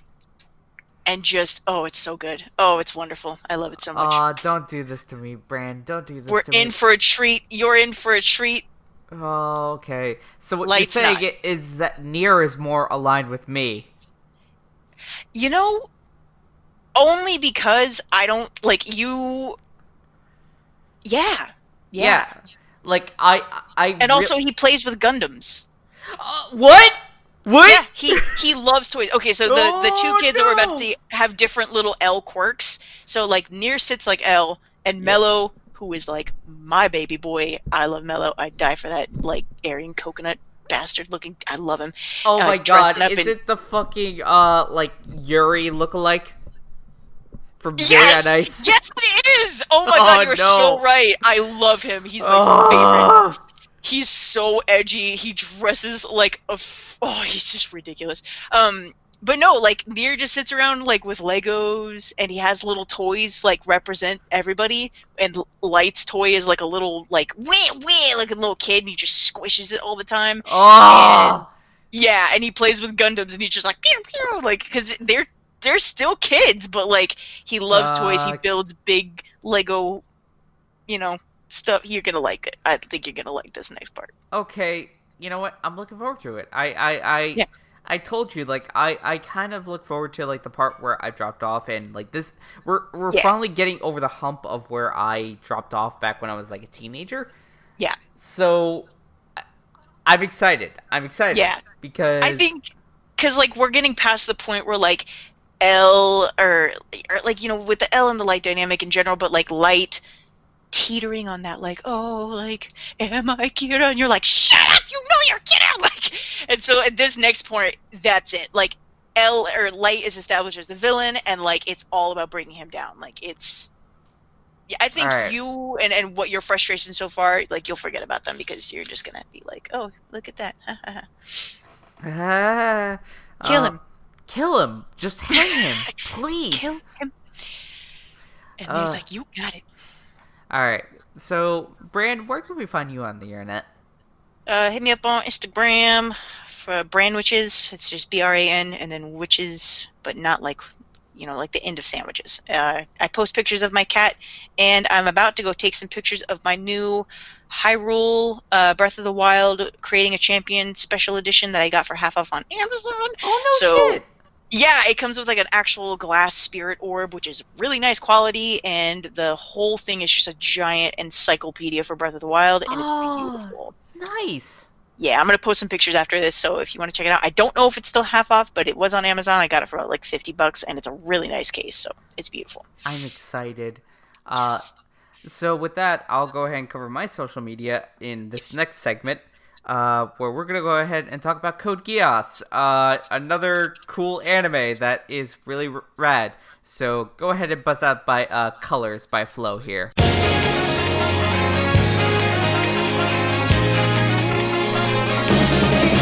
Sunday shoes.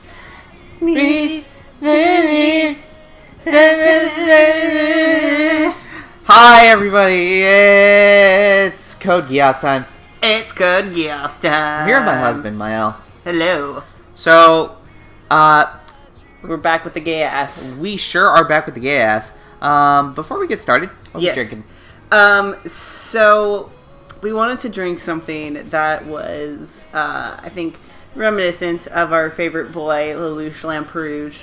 So I think we picked something that is relatively basic. It's relatively well likable. It's a red blend wine. It's very easy to drink. It's an apothic. However, it's edgy, and it's a dumpster fire. So it's the Apothic Inferno. It's the Apothic Inferno, aged in bourbon barrels, and Also because we're predictable. yeah, we're really predictable. It turns out we just like red wine, and we like anything that says bourbon barrel. yeah.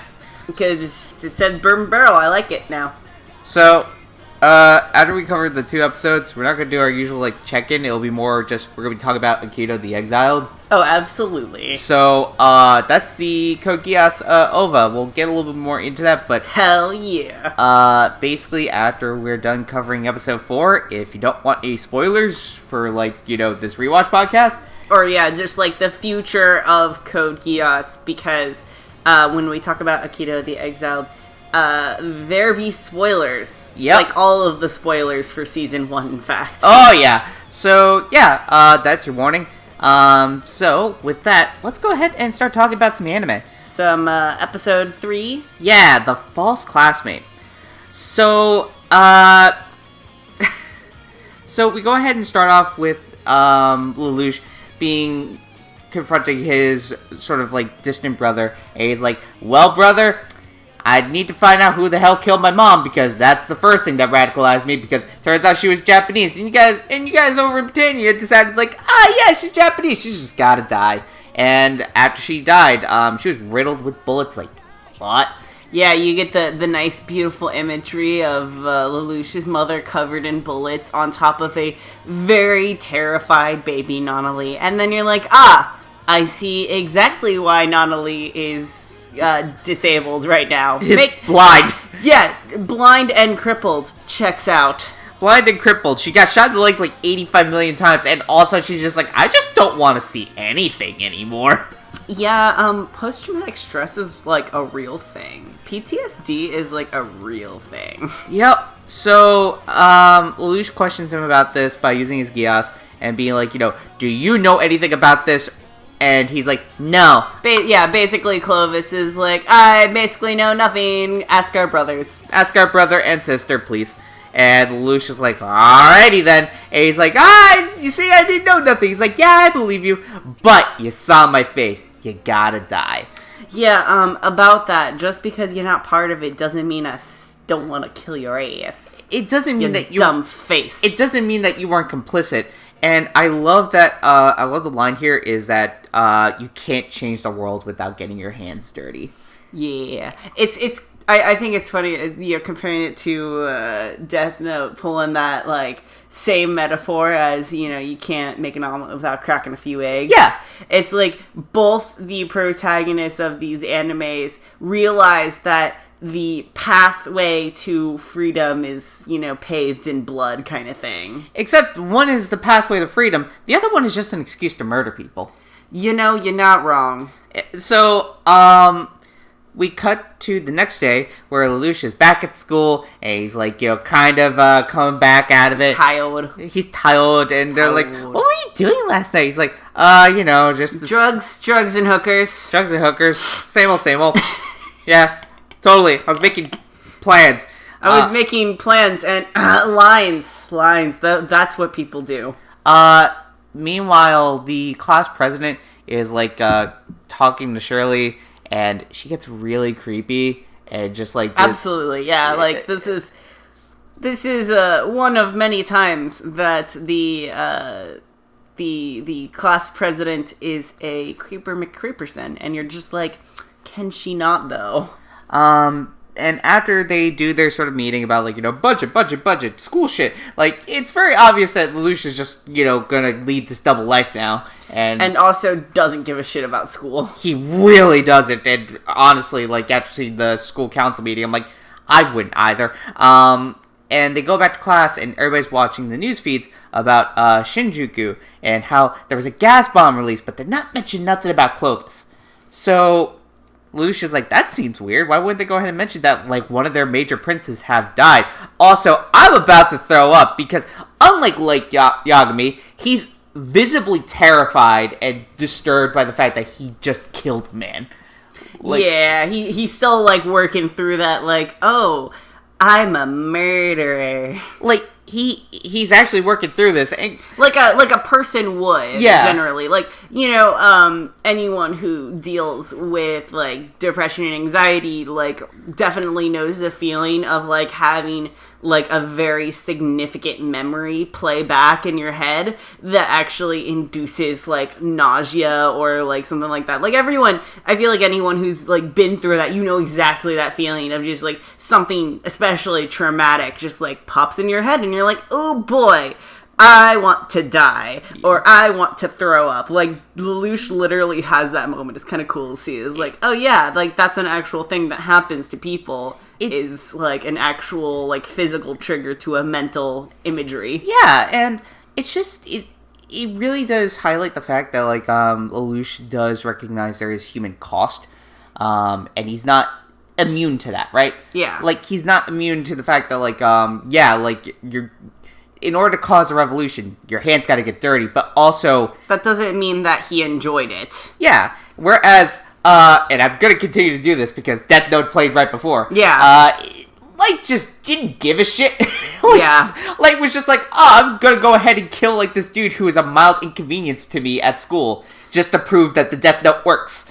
Yeah. I think that one of the interesting things is that Lelouch, the first killing he did was, at gunpoint. Yeah. Was much more brutal than Light's whole writing a name in a book. Yeah, just writing a name in a book and reading like the newspaper about it, or like, hearing distantly what happens, kind of thing. He never really gets, I mean, he does get up close and personal to some of the deaths throughout Death Note, but not like by his own physical hands kind of thing. Yeah, he never physically has to get his hands dirty, as opposed to like Lelouch, who literally pulled the trigger. Yeah. And like, there is something to be said about that disconnect between Light and his murders and Lelouch's first murder. Because there's plenty of indirect murders throughout this series after this point. Right. But the fact that Lelouch's path actually starts with a literal, like, trigger. Yeah. I think that's interesting because it really does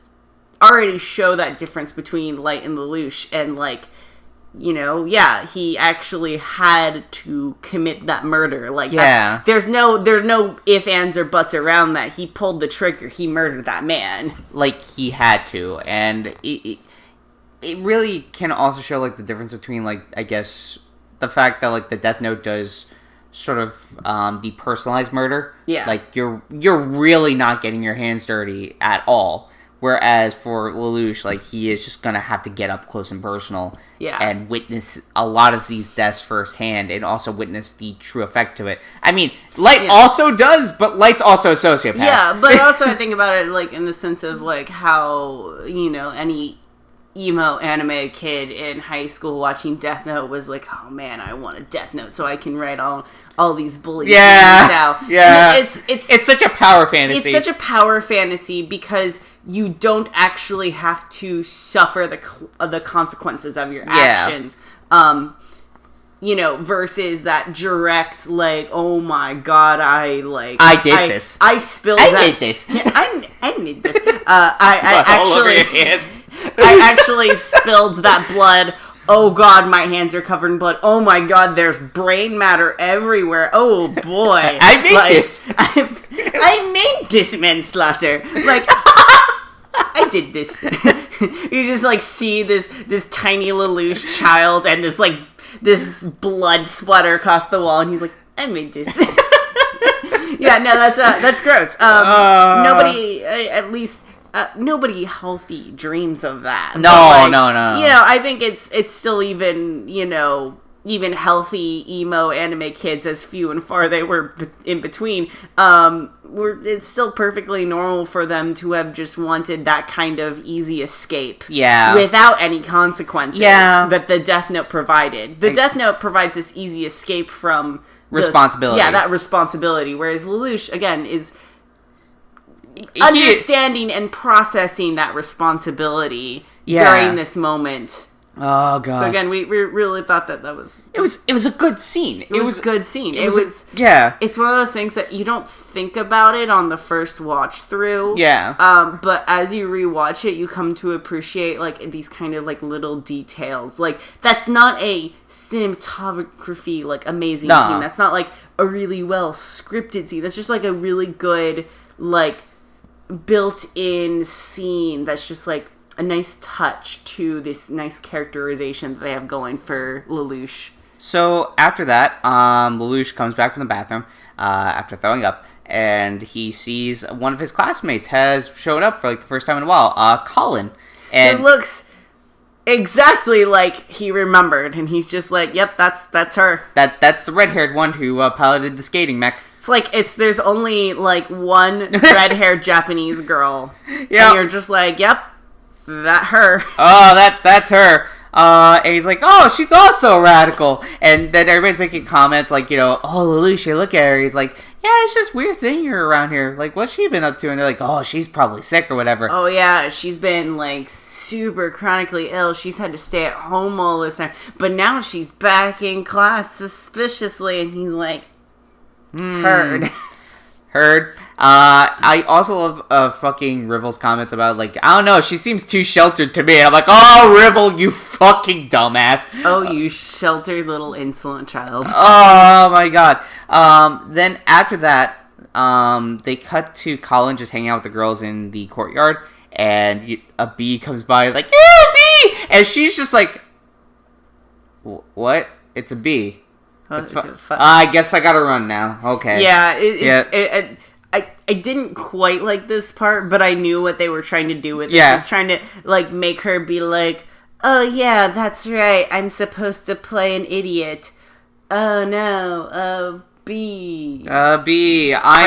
I'm a normal high school child. God, I hate doing this. I don't know how to act normal. She, like, roundhouse kicks it and is like, oops, sorry, forgot. Ah, man. And she notices Lelouch looking, she's like, oh, fuck, he's gonna find out that I'm a radical. And he uses Geass, and he's like, I want you to tell me everything you know about Shinjuku and anything else I want to know. And she's like, okay, I was in Shinjuku. And he's like, why are you doing this? Why are you radicalized? And it cuts away from that, so we don't hear her actual reasoning.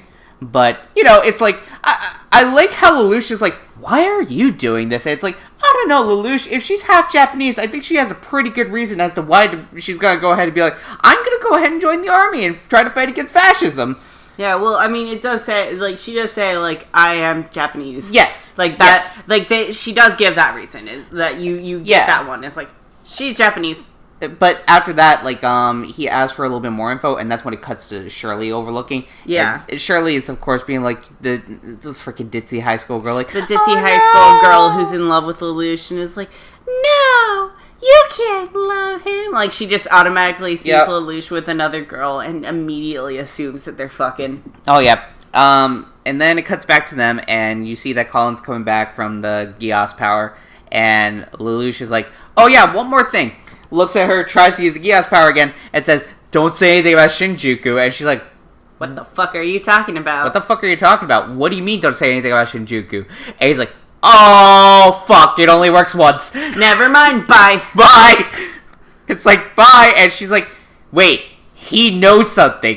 And Lelouch is like, she knows something.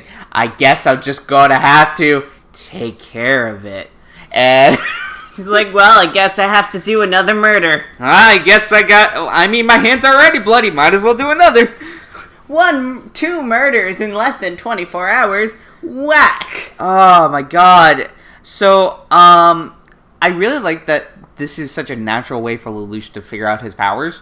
Yeah. Like, it's really cool that he made this dumb mistake. Unlike being a, like Light, where it's like, I have the rule book right in front of me. It says here I can do X, Y, and Z, and also, you know, Z2, and, like, Z3 and Z4. Oh, look at these rules that I'll just pull out of nowhere that I suddenly have as well. Whereas Lelouch, like, is like, what is this power? Oh, I think I can do all of this shit. Shit, I can't do everything I want to. Shit, there are, like, some weird restrictions to this. Okay. Guess I gotta find what out those are now. Guess we gotta find out. And then we cut to, Nonali, being at home, and she's, like, with the maid, and the maid's making, like, little paper cranes, and she's like, Well, the Japanese sure are cool. Yeah, she's basically, wow, you Japanese people sure are nice. And the maid's like, So Lelouch comes back, and she's like, Oh, Lelouch, you've been so late. Why don't we go ahead and have dinner? and I like the scene because it really does show, like, Lelouch has, like, genuine human feelings for other people, like his sister, like, and he's, like, actually concerned about her day. He doesn't want to upset her, and he's like, yeah, like, you know, like, what do you wish for in the world, Nonali? And she's like, I wish the world could be just a little bit kinder.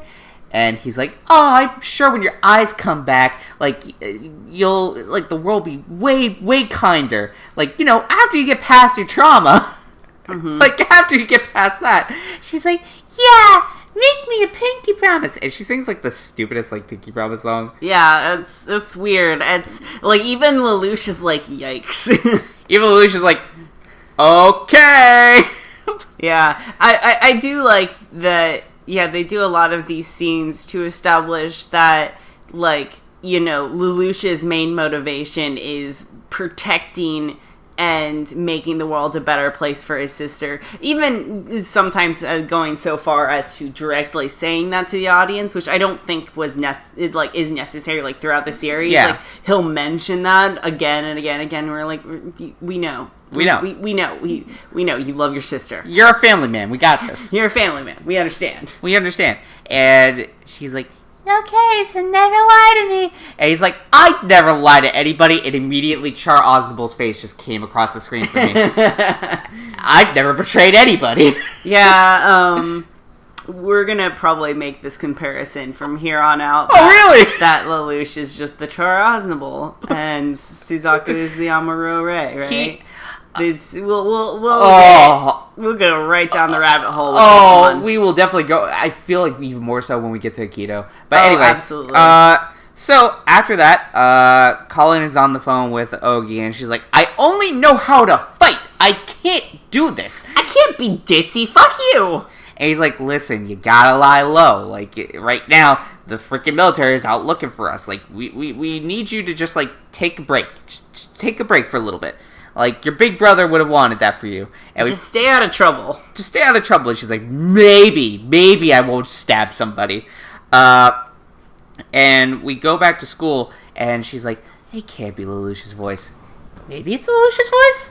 Yeah, might be Lelouch's voice. Definitely after Lelouch mentioned Shinjuku, she's like, he's suspect. Yeah. God. So, after that, Lelouch goes ahead and talks to Colin, and he's like, hey, I need to talk to you alone for a bit. She's like, I never thought you'd ask. Everybody's like, oh! Yeah, they play up this scene to immediately get them alone, and it's like this, oh man, they're finally alone. And then, surprise! Everyone's fucking here. Everyone in the council room shows up. Everyone gets introduced properly, and you're just like, I don't care. I don't care. And Rivel comes in, he's like, I got champagne! And everybody's like, we're underage, silly. And he's like, yeah, but we could just have, like, a glass of champagne. It's fine. Also, we're Britannians. We don't give a shit. We don't give a shit. Morals, what are those? And the bottle gets popped open and it spills all over Colin, which I'm pretty sure led to a lot of fetish art after this. Oh, you don't fucking say. Oh, buddy. So everybody's like, oh man, we should get Colin some clothes. Like, let her use the showers here. And she's using the shower, and Lelouch comes in, and he's like, hey, I got you some clothes. And she's like, hey, could you give me, like, the little bag or whatever that's, like, right there? You know, the bag that I keep my tampons in? Can you just grab that real quick? I just gotta shove one up here, like, in the shower real quick. Just go, anyway. And Lelouch does it without questioning anything. Without questioning anything, because we'll find out in a second. She swats his hand, grabs it, and she's like, what do you know about Shinjuku? And he's like, why are you asking? And she's like, don't play stupid with me. Like, flips out the switchblade just from her little tampon bag, just like her little tampon switchblade, that all women have. Like, listen, buddy, there are two things that scare men the most: tampons and a switchblade. And knives. And I got both in both in this bag. It's really fucking handy. And also really fucking terrifying when you need to change a tampon. It's like playing Russian roulette with your vagina. Well, no, because it's never gonna touch the vagina. It's like you might go into it. It's like, oh fuck, I cut my hand. I lost a finger trying to go ahead and. Knowing how you use a tampon, this could be really disastrous. I'm just could. saying. Anywho, now that we have just scarred everyone who has ever used a tampon with the mental imagery, she threatens him, but then the phone calls, and he's like, "Well, I have to answer this." So he picks up. He's like, yes, it's yeah, for you. Yep, it's for you," and hands it to her. And she's like, hello? And on the other end is Lelouch as Zero, going like, hello, Mr. President? Is that you? And after that, she's like, Mr. Obama? But yeah, basically, she's fooled into thinking like, oh, I guess you're not Zero. It's like, yeah, the reason why I was asking, like, don't mention Shinjuku is like, people might show you weird fucking accident photos, and I just assumed that what you were saying there about all that military jargon, you're just a gamer grill, that's what you do, and I don't judge. I just don't want you to get scarred. I want you to get triggered, man.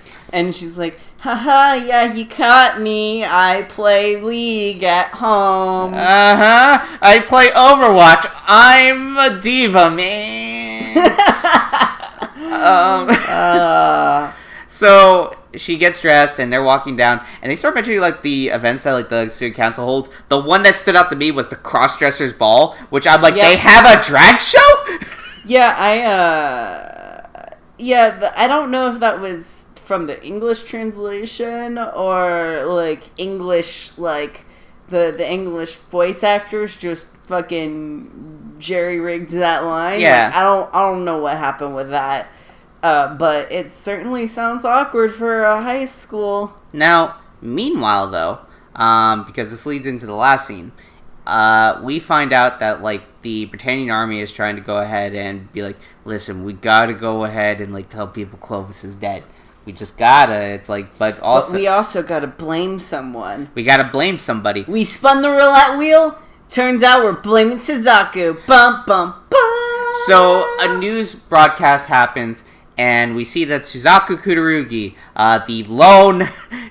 the lone Japanese pilot of the Gundam, they're like, we're blaming you for the murder of Clovis. Why? I don't know. You're Japanese. Fuck you. He was like, I was like 3 miles away! And they're like, we don't care, you're going to jail. Because it turns out the Britannian army is racist. Wow. Crazy. Who'd have thought? Who'd have thought? Who'd have thought that the Britannian army would be filled with racists looking for any excuse to murder a Japanese person? Wow. Or just a brown person, really. Yeah, or just a person. A person. Like, people from Britain, tend to do. Is this the alternate reality where light wins? Is this the alternate reality where light wins? They just beat the Britannian army. Nah, because light exists in the universe where Great Britain stopped being a empire. That's true. Because this is like the alternate timeline where basically the Americans never seceded. Yep. That's true. So, let me go ahead and wet my whistle a little bit here. Gotta stretch for that. I was not about to sit up and get that for you. Do you need help, buddy? Oh, there you go. You got it. I got it. You got it. Man, you are just going through this. Do have to say, this is definitely your favorite one, isn't it? It really is.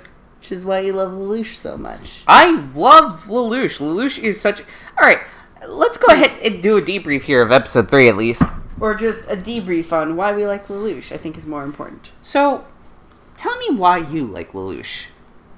Because for this era of anime, this is, again, about the same time that, Death Note was coming out and stuff like that. And there were plenty of pretty boy anime protagonists. Yes. Light being one of the millions of them. Like, basically every anime coming out at this time had a pretty boy anime protagonist.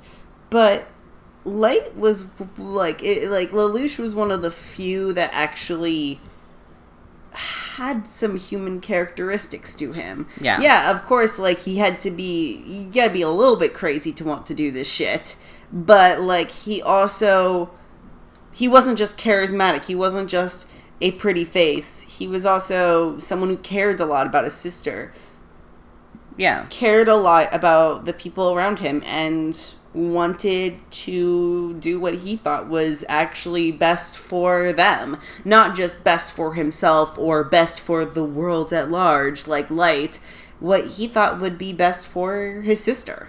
And, I mean, we joke about him being the family man, but, he really did care about her. And, care about, you'll come to see that he cares a lot about the people on the student council, cares a lot about Shirley, though God, I don't know why he does. She gives us no reason for us to actually discover her true, personality. They just cover it up with, boy crazy, I love Lelouch.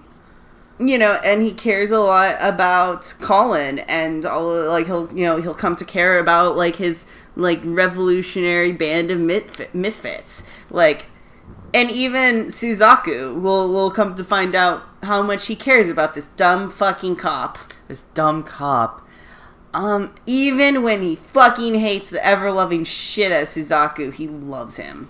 So, part of the reason why I like Lelouch is, one, the obvious, similarities to, Char Aznable, but whereas, Char Aznable was just a walking ideology, Char Aznable was just very much, the embodiment of just, this sort of rebellion of, rebelling against, not just like not just like the sort of like pseudo like democratic capitalism that like the Federation represented, that in hand was very corrupt and very prone to like the very problems that happened.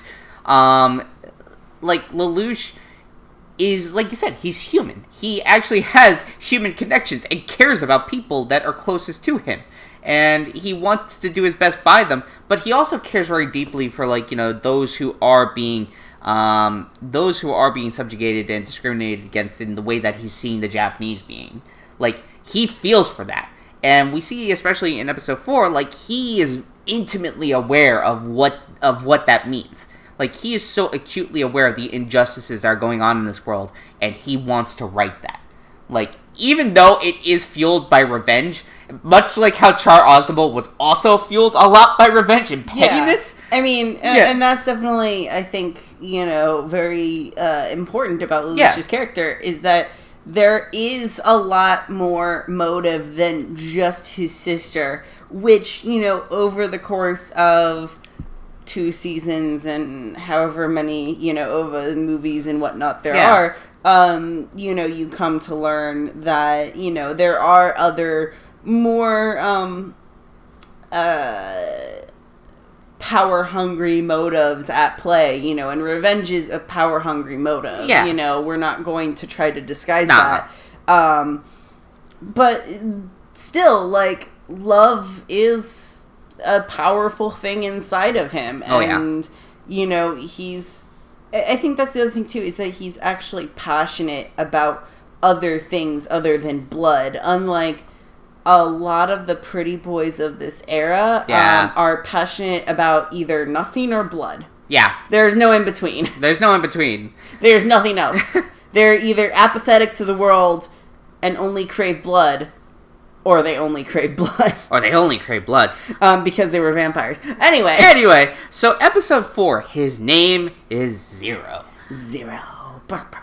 So we cut to Suzaku getting interviewed by the police, and he's like, I didn't do it. Like, shut the fuck up. I didn't do bullshit. You could check the Gundam. I was in the Gundam the entire time. And, fuck you.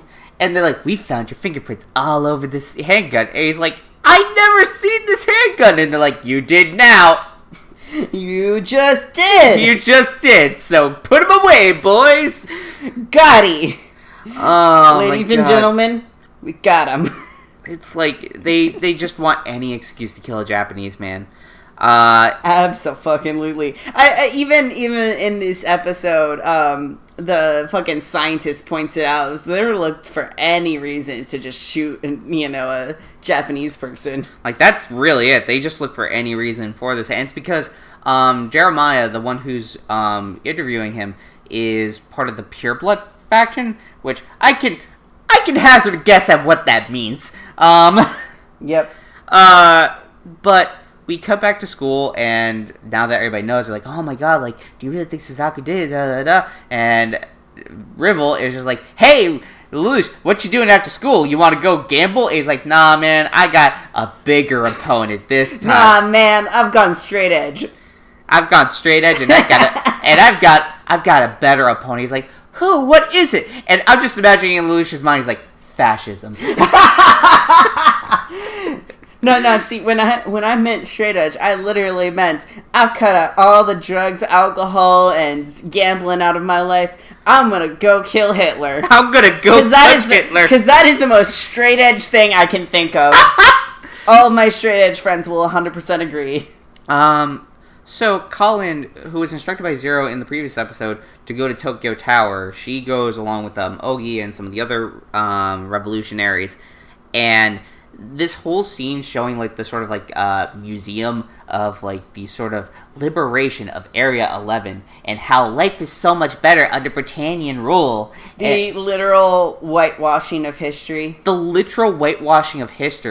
And these weren't slaves. They were servants.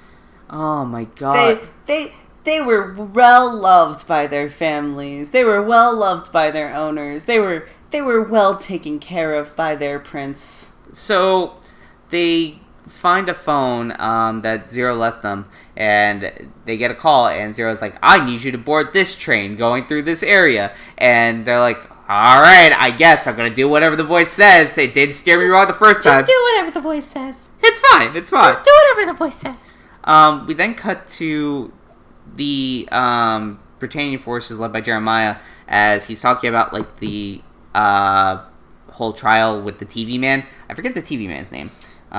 Blonde wavy hair boy. Yeah. That's all I remember him as. So TV man is like, yeah, like we broadcasted the memorial, blah, blah, blah. And Jeremiah's like, it's almost like you were expecting this. And he's like, yeah, it turns out when you're really important, we had that on standby just in case you die because you're really important and you got a lot of targets on your back. Also, as it turns out, this is kind of my job. That's kind of my job. It's kind of my job to be good at this. It's like, it's like, you know, being a really good barista is like, you almost expected a customer to come in.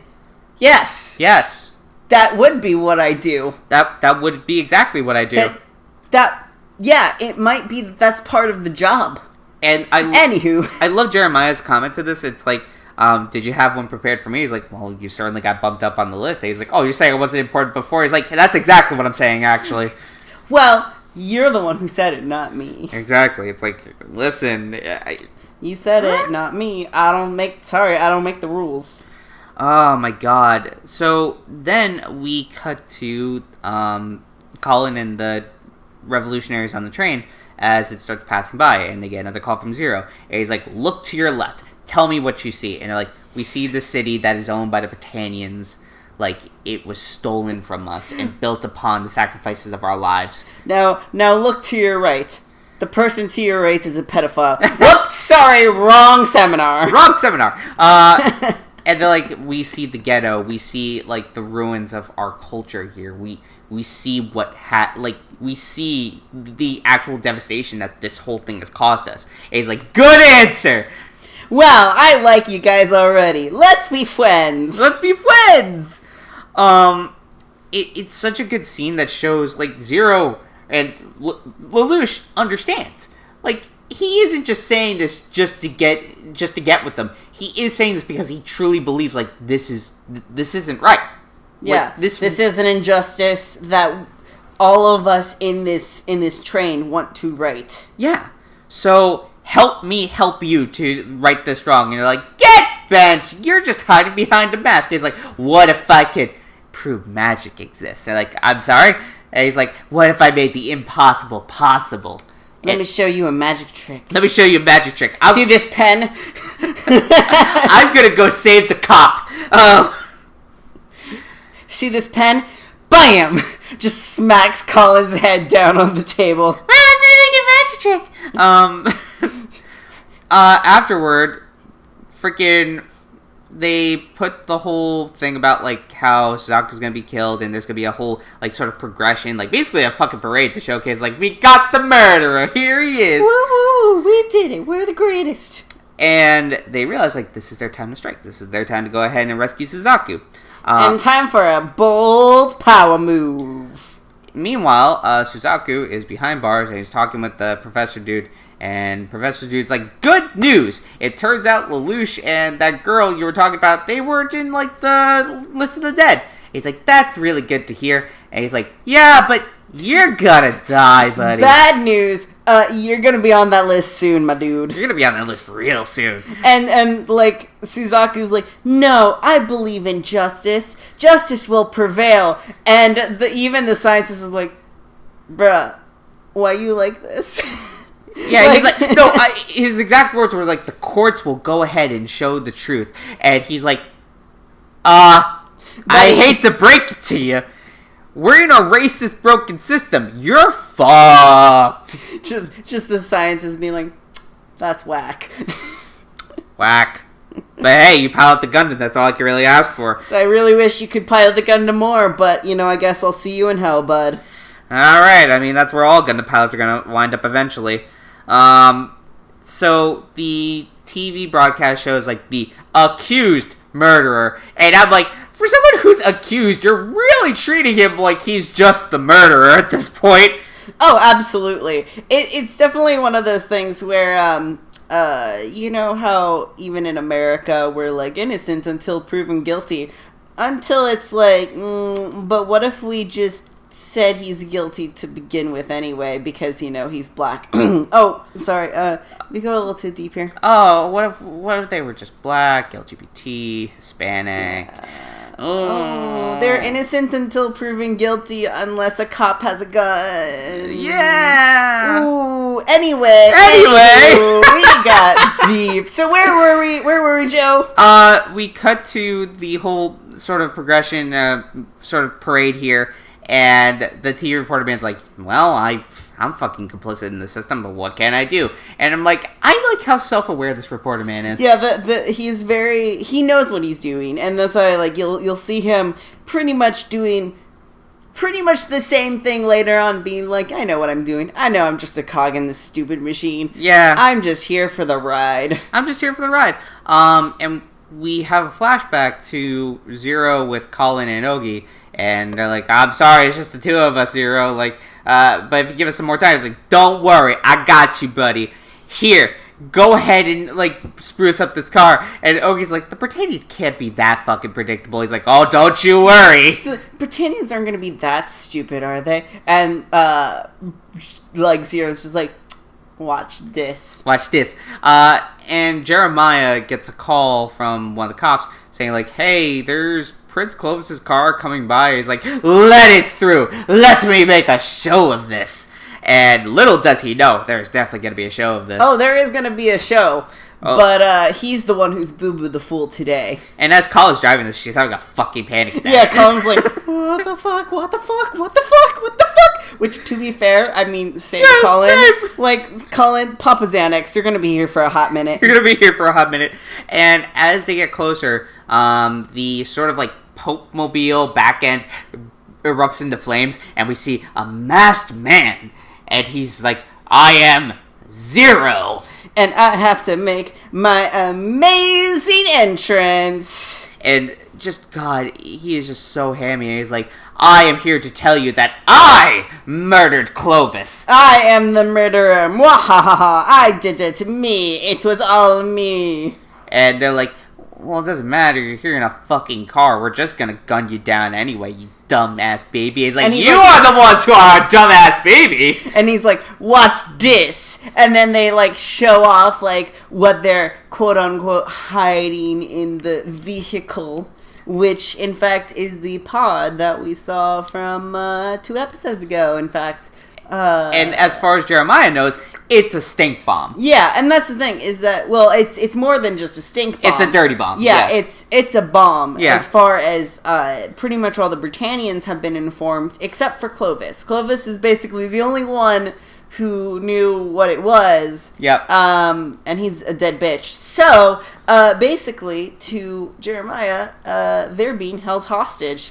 And Zero's like, haha, got you. Checkmate, fuck. Gotti. Gotti. And TV Man's like, yo, let me get in on this tea. And he just, busts out with the camera. Yeah, he literally is just like, I'm gonna go get this shot. Takes the camera and leaves. It's also there were other cameramen who didn't want to get any closer. Yeah. He's like, fuck this. I got this. And Zero's like, I gotta get closer. And he's like, you wouldn't want me to tell them about Orange, would you? And Jeremiah's like, Orange? And Orange. Everyone starts going, Orange? What's Orange? And as Lelouch gets closer, he's like, Orange, you glad this isn't a real bomb? And uses his Geass. And uses the Geass at Jeremiah. And he's like, I need you to protect me as I get my dumbass boyfriend back. Joe, I fucking hate you. I want a divorce. That was a bad one. You deserve to feel bad. And do y'all hear what I have to deal with on a daily basis? And he blows up the bomb, which turns out to not really be a bomb. It's just got purple. It's some stinky gas. And he gets away with Suzaku and Suzaku and Colin, and jumps over the bridge. And it's they're all like, oh man, we did it! We totally did this! Holy fuck, we fucking succeeded! And meanwhile, Jeremiah, under the fucking Geass is like, "You will not lay a finger on Zero, my new best friend." This mine. This is my best friend. And after that, we then get to the revolutionaries' hideout as they are like, "Oh shit, did you see that? We fucking did that. Zero was fucking rad." And like, man, maybe we could challenge Britannia. Maybe we could actually start a revolution. That would be really cool. And in the back room, though, Lelouch is talking with Suzaku. He's like, "Do you not see how fucked the Britannian government is?" And he's like, but I'm a cop." And Lelouch is like, "Come again?" And he's like, "Yeah, my moral compass is telling me that, like, I have to go ahead and stay with this and make it better from the inside." And I think you know exactly what Lelouch says to that. The fuck? Just, your moral compass is a roulette wheel. What are you talking about, Suzaku? You're being fucking stupid. He's like, "Anyway, I got a court meeting to go to. Bye." And Lelouch is like, "You fucking moron!" He's just like, "I'm surrounded by idiots. Oh my god, you're a fucking idiot." Oh my god, you're a fucking idiot. This will be the first of many encounters in which Lelouch sits there and thinking, "Oh my god, he's a fucking idiot. Oh my god, there's a fucking idiot." Oh my god. So there's a reason why Purple Eyes What the Fuck portrays Suzaku as a fucking moron. So then, we cut to Nanali and she's like, Oh my god, I'm glad Suzaku's safe. because the TV reports like, "Oh, with this new revelation, it turns out maybe Suzaku didn't murder Prince Clovis." I mean, it's not like he was like 3 miles away or anything, and that probably mattered. And she's like, You hear that? That's great. as the door opens, and she's like, Oh, is that the maid? Hey, how's it going, Sayoko? and we see it's the green-haired girl from episode 1. Dun dun dun! Code Geass is so on its bullshit. Oh, it's so on its bullshit. It's- And I am along for the fucking ride. Also, my fucking god, like, Suzaku, he's so dumb, but he's so real because there are people like this who are just like, Who truly believe in this messed up system that they alone can fix from the inside. Just them. just them.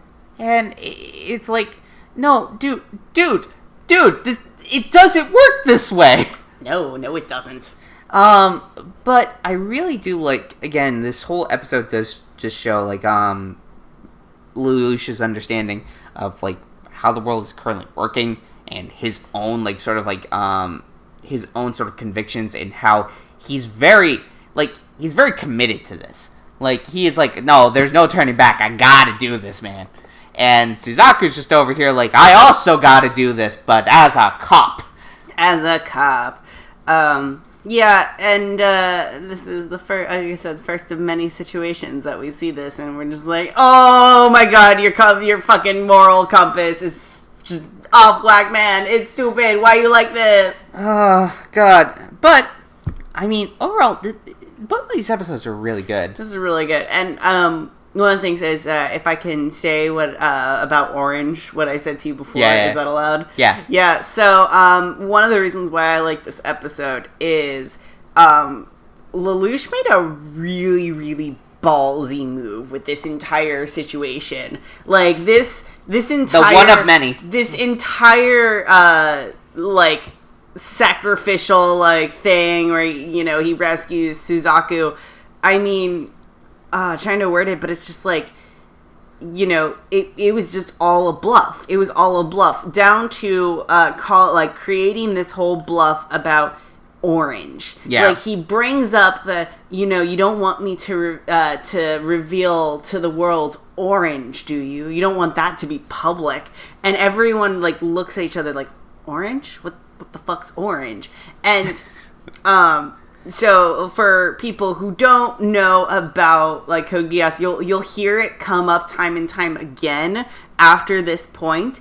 People mentioning to Lord Jeremiah the Orange scandal, and people, like, talking about Orange and like this whole basically conspiracy theory that, Jeremiah's been in on this the whole time because of Orange. We don't know what Orange is, but like it must be something bad. It's all a lie. It's all a fucking lie that Lelouch just pulled out of his literal asshole, just said Orange. And people are like, it must mean something. And I think it's also supposed to be a tweed little reference to Clockwork Orange. Yeah. That's it. That's all it was. But it sets up this really great tiny little conspiracy theory thread that people, like the characters in the show like to pick at, just because it's such a human thing to do, to pick at this small little thread of conspiracy that doesn't exist. It doesn't exist. But I mean, it seems so believable because Jeremiah obviously helped them out to cover up Orange. Yep. What does that mean? Orange confirmed. Bum bum bum. Bum bum bum. Orange confirmed for Smash. So yeah, it's I really liked that, and this whole bluff that Zero started out on. Like, started from literal nothing to get, well, just about nothing. But, to also show that he is capable of powerful things just by placing a lot of faith in his own confidence. And it's good. It's good. He's a good character. It's a good character. Good motives. Good build up to this revolutionary figure. Downside, con to this episode in particular. Thing I don't like. Where does this man get an entire fucking costume and customized motorcycle helmet in 12 hours? He's like super rich. He's got friends who are rich. Well, he lives on a school campus because he can't afford to live anywhere else. Well, all his family connections are dead. He is living in a private schooling situation. You see, here's the reason why. The underground chess gambling ring. He's got so much money from the underground chess gambling ring. Yes, because chess has so much money. Listen, we don't know how this world works. He went ahead and like orchestrated a grift in in episode 1 where he's like, hey, let me go ahead and just grift this fucking dude. I mean, I guess if American football never comes to be, what else becomes a sport worth millions of dollars? It's chess. I guess it's chess. But I also think it was. Damn. I also think it was the old dude that he had under his Geass in episode 4. Oh yeah, you're right. It could be that. Yeah. So I think there is fairly enough there's enough reason that he could whip out this costume in less than 12 hours. It's just it's like the whole Amazing Spider-Man. Oh yeah. Where it's like, oh yeah, Peter Parker can sew, and you're like, whack. There's no way. But I think because of his connections, I think just because the fact that it shows he has money. True. Yeah, it's like he can go ahead and try to find a discreet tailor who, or he just uses the Geass. He's like, you're gonna forget about this shit. Yep. So that was our 2 episodes of Code Geass. Let's go ahead and talk about Akito the Exiled. Yes. So Joe pointed this out, that the last time that we were talking about Code Geass, we mentioned how this anime would have benefited a lot by being more of hour-long shows rather than 30-minute episodes. Yep. And could benefit from a long-running arc that, kind of like a more HBO-style arc. Yeah, it's almost like Sunrise was listening. It's almost like Sunrise already had known that and made this 3 years ago, and we just now watched it. So, Akito the Exiled is basically an OVA it's a series of OVAs set directly after season 1 of Code Geass, which the two of us already know how, season 1 ends and where this begins. Yeah. So, we're not going to go too deep into, I guess, kind of the episodic content. We're just going to more talk about the overarching themes here. Yeah, and what we liked about it and didn't like, I suppose. Yeah, and a lot of things I liked about it was very much Sunrise on its bullshit. It was very, it took a lot of the shit that I like about Code Geass with, the sort of, melodramatic, oh, these are really tortured characters, but also really good character interactions. All the characters bouncing off of each other, they have really good chemistry, how they just, talk and how they're, they connect on certain things. The fact that, basically, the main cast of characters pilot, the Alexanders, the W0 unit. They're just the dirty dozen. They're just, these 4 Japanese pilots that they're listen, we could go ahead and disavow you if need be, if everything goes south. And the whole plot is that, in between seasons 1 and 2, the Britannians are running a sort of European, conquest, where they're oh, we gotta go ahead and steamroll the EU. The EU and, take control of France. And it's told from the perspective of the W0 unit, who's working with France to kind of combat against this. So we are introduced to Akito, who's basically what if Kiriko Kuvi and Hiro Yui from Gundam Wing just had a baby, and he was also way more mentally unhinged. But just a mentally unhinged little edgy boy. He's a very edgy boy. And his commander, I feel bad I forget her name. Layla. Layla, yes. Yes. Yeah, Layla something. Yeah. Something Germanic. Something Germanic, and she turns out to be, the sort of, current day Joan of Arc. Yeah, they actually even just straight up call her the Joan of Arc of this story. And you're okay, well, I guess we're here now. And while this is also going on, since this is between seasons 1 and 2, Lelouch has been brainwashed by the Britannian emperor, and he believes himself to be Julius Kingsley, escorted by Suzaku, who is more than okay that his friend has just been brainwashed and stripped of free will. Yeah, and the ending of season 1 kind of indicates why. He's I like this Lelouch better, even though this Lelouch is a monster. And you're just oh, Suzaku, you poor dumb fucking baby. See, I like Julius Kingsley because he fights for the good, the cops. He fights for the good, aka the good death. Of everyone who isn't him. So basically, the Julius Kingsley character is, what if Lelouch was never stripped of his royalty and, was never radicalized? Yeah. What if he was stepping in that bullshit that Clovis and the rest of his brothers and sisters were stepping in? Yep. And this character is arrogant and flaunting his power and his charisma, and just bounces with the energy to just wreak havoc on anyone who tries to disobey him. Even to this point of he doesn't think he needs to bow down to anyone. No, nope. Rather, this royalty, this monarch needs to bow down to me. Fuck you! I'm the one in control here. I'm the one in control. And then the Britannian forces are led by Akito's brother. We're just going to call him Hyuga. Hyuga is basically just kind of a nihilist. He just wants the whole world to die, and he has a Geass power where he can just order people to die on command. He literally is just you die now. And they were okay, we die now. Okay, we die now.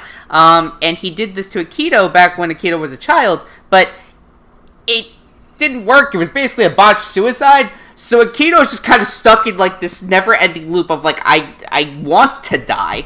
Yeah, it turns out at first you see him and the way this Geass kind of manifests, and you're like, does he have this fucking, like, crazy Geass power too? Like, what happened? And it kind of almost looks like that because it actually acts as like a bardic inspiration on everyone around him, like his allies. But actually, it's just like his brother's Geass like misfiring again. Yeah. You know, not actually killing him, but instead killing those around him. It's giving him like this sort of killing instinct. Like he wants to see other people die. Because it's not killing him. So, the way the series ends is basically like Lelouch is fighting against his mind control. You can tell the mind control is not really working. His personality still shines through because you can't hold down Lelouch for long. Can't do it. You can't do it. And it finally breaks. And then freaking Hyuga makes a connection like, oh my god, you captured Zero! Holy fuck. Holy shit! And he's like, alright, I guess it's time to capture you. And he puts Lelouch and Suzaku in prison. And Suzaku tries to kill Lelouch, but fails because whoops, we still got a season 2 to make. But he then goes ahead and shows his plan that he just wants to see the world burn. He just wants to throw the whole world into chaos and kill the Emperor and literally just make everything bad. Like that's his whole shtick. And Aikido eventually breaks through, like, the Geass's powers hold of him. Mm-hmm. And he realizes, like, no, I want to live, and I want the people around me to live. And, that whole human connections I was talking about, he's brought through with that. And it's nice. It's really nice. It's nice and fluffy, and the anime ends with Layla finding out that she also has like a dormant Geass because C2 is just handing out these Geasses like candy. Yep. Literal candy. Literal candy to literal babies. But she has a blue Geass, and this Geass is like precognition, or I don't know. It's like the reverse of all of the other Geasses. It's the reverse of all the other Geasses, and she like uses its Geass to just go ahead and help others, like, be more connected. And I, too, use my gay ass to make other people feel connected. So, good night, everyone. So, eventually Aikido breaks through, and it ends with his brother dying as he's shot by, like, the one girl who loved him because, of course. And he's like, I understand now, like, I just wanted, like, I just felt really bad because my mom was abused by, like, this fucking Britannian and everything else, and this really sucked. And Aikido's like, I know, I was there too, brother, but it's okay, you died now. And he's like, I die now. Yeah, his brother's like, okay. And they just go on to, like, live happily ever after. Like, this is the exact opposite of, like, Iron-Blooded Orphans, where everybody dies. Yeah, so I pretty much loved almost everything about this series, except for episode 3, which follows them with a bunch of I'm going to refer to them as Romani people. Yeah. And there's another word that you would probably use to refer to them as, but we're not going to use that because it's a slur. So it follows them working together with these Romani people, and then at the end of this series, they go live out the rest of their lives with the Romani people, and you're just like, really? Is this really what they do? Like, it's cute. I guess it's cute. Yes. Episode 3 was definitely the low point because it was so blatantly fan service. It was blatant fan service mixed with the anime beach episode. Yeah. And you're just like, I didn't need a whole hour of anime beach episode. I didn't. I really actually, in fact, did not want the beach filler episode, but an hour of it. Like, that was really the whole thing is like we were able to go ahead and actually binge this since it was all out at once. But for everybody else, oh god, that's the thing. This came out. Each OVA was like a year apart. Yep. Like, basically, like a Game of Thrones season apart. Yeah. Which is an agonizing goddamn long time. So just imagine, like, you're on the year getting episode 3, and you're like, what the hell is this bullshit? And all you get is, like, basically beach volleyball for 30 minutes, and then them being like, we should stop doing this and go back to war for the next 30 minutes. And they don't really do anything. The only thing that's really worth the shit in that episode is the whole interaction between Suzaku and Lelouch. Yeah, because each episode features these tiny little snippets of your two favorite boys. And this is actually where my favorites of these come into play, and where I think a lot of people really enjoy this OVA is getting to see basically anyone who watched season 1 and then season 2 of Code Geass going back and ending up watching these OVAs, seeing what happened to Lelouch and Suzaku between these 2 seasons, because there's a big old fucking gap. And a lot goes unexplained into season 2. Yeah. So getting this little foresight and into like what happens and how it all goes down is very interesting. And do you want me to kind of explain it briefly, like what's going on with them? Well, yeah, because I know I talked a bit about like how Lelouch already got his mind. Yeah. Yeah. But like throughout these little snippets, he's like coming out of it. Yes. Yeah, and it's just like each time he's coming out of it, he's actually starts begging Suzaku for water. Yeah. And it's like, it's crazy because the entire time Suzaku's just like grimacing and angry and like, but like you can also kind of hear in Lelouch's voice like, come on, buddy, old pal, like, I'm fucking thirsty. I'm dying over here. Like, yeah.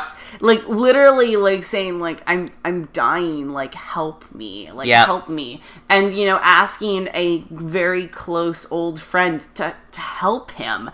And Suzaku's just sitting beside him the entire time, just scowling at him. Yeah. Which really shows you Suzaku's true character. Oh, yeah. But also it shows it breaking away because in the final episodes, they're in prison. Yeah. They got imprisoned for being Boo Boo the Fools. Yep. And after, you know, Suzaku tries to, you know, suffocate Lelouch, and Lelouch begs for him to murder him. Suzaku's like, I can't do that. I'm a good guy. Good guy, kind of. But then it shows like Lelouch laying his head on Suzaku's shoulder for just a brief second before Lelouch is pulled away to be brainwashed again. Yeah. And it kind of shows that, yeah, there's still some humanity in Suzaku, and obviously humanity in Lelouch, but boy, it's getting real distorted up in there. Oh, boy, it is. It sure is. The other thing I did want to mention is, like, the staff on this is kind of wild. Oh, absolutely. Like, it's the director of Escaflowne that did this. There's a lot of alums from, like, a lot of the Bottoms OVAs, too, which shows. Absolutely. And it's and like you can see that there's a lot of mecha veterans in the way that these like big action scenes are shot and directed. Beautiful. Mwah. Like, compliments to the chef. It's like, what if Code Geass was actually a mech anime? Yeah, basically. It's everything that Joe wanted. It's everything that I wanted. It's like skating robots with really cool action shots. Which, by the way, the best part about these action shots is instead of being rendered like typical, you know, robot CGI animation, they're actually more rendered with this like high contrast visualization going on. Like very cel shaded. Yeah, like if you know Deus Ex Machina or Daemon X Machina. Daemon X Machina, this new game that's going to be coming out soon for the Switch. Very high contrast, like stark reds and whites on blacks. Very, very high contrast, and it really helps set that dynamic and that high intense, like that high octane action going on. Oh yeah, because like my reference point for this is like Genlock, which it was okay. Like, you know, the mech anime and stuff is not really what you're really going to Genlock for. Yeah, Genlock, you're going for the interhuman drama. But most mech anime falls into a category of, like, they focus a lot more on movement rather than impact. Yeah. And Aikido really focused more on the impact along with movement. Yeah, it was a combination of both. And especially when you got, you know, literally, like, robots on roller skates. Like, you gotta show the movement. But also, with that, you gotta show that momentum. You gotta show that momentum when, like, I love the tonfa, like, weapons that, like, the Alexanders use. And it's just, like, it has a hook on the end, so it just hooks into, like, a cockpit. Oh, yeah. And you just see, like, it just, like, crunch this cockpit, like... Yeah. Oh! That's the other thing, is there is a lot of brutality in these scenes as well. Showing a lot of kind of just, like, the actual destruction of cockpits and, like, right where the people would be, and they're gone now, and there's some blood. Like, it's very much like, it's showing you, like, you're also not just dealing with metal, but also flesh. Yep. And there's plenty of it to go around. There's plenty. I guess the last thing we want to talk about here, and this is more of a superfluous question. Yes. What is your favorite mech from Code Geass so far?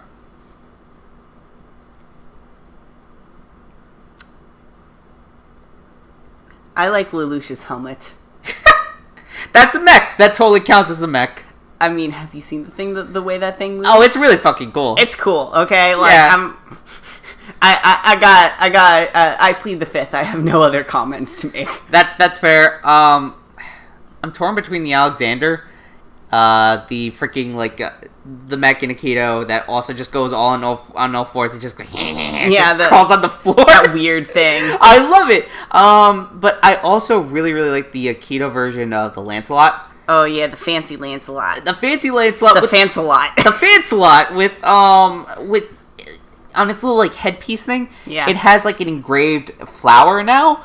So I'm just like, oh, stop with these little details. It's all of Joe's bullshit. It's all of my bullshit. Anyway, this ends probably our report on this anime that Joe thought he was gonna hate, but ended up being all their bullshit. Just all of my bullshit. It's so oof. I'm looking forward to watching more of this, and then Heck yeah. getting caught up to episode 14, and then I'm so looking forward to getting you to some of the best episodes of season 1, aka the episodes of season 1 that just make you fucking die of laughter.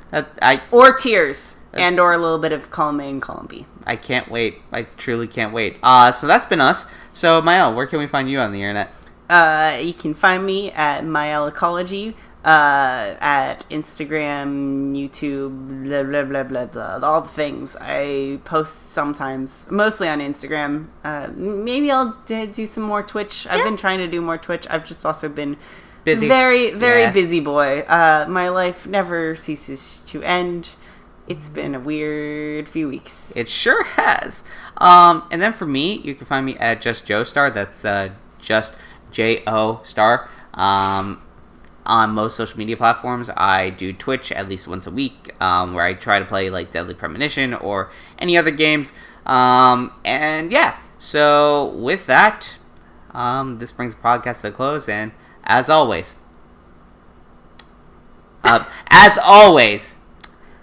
feed the poor, eat the rich. Okay. Good night. Night.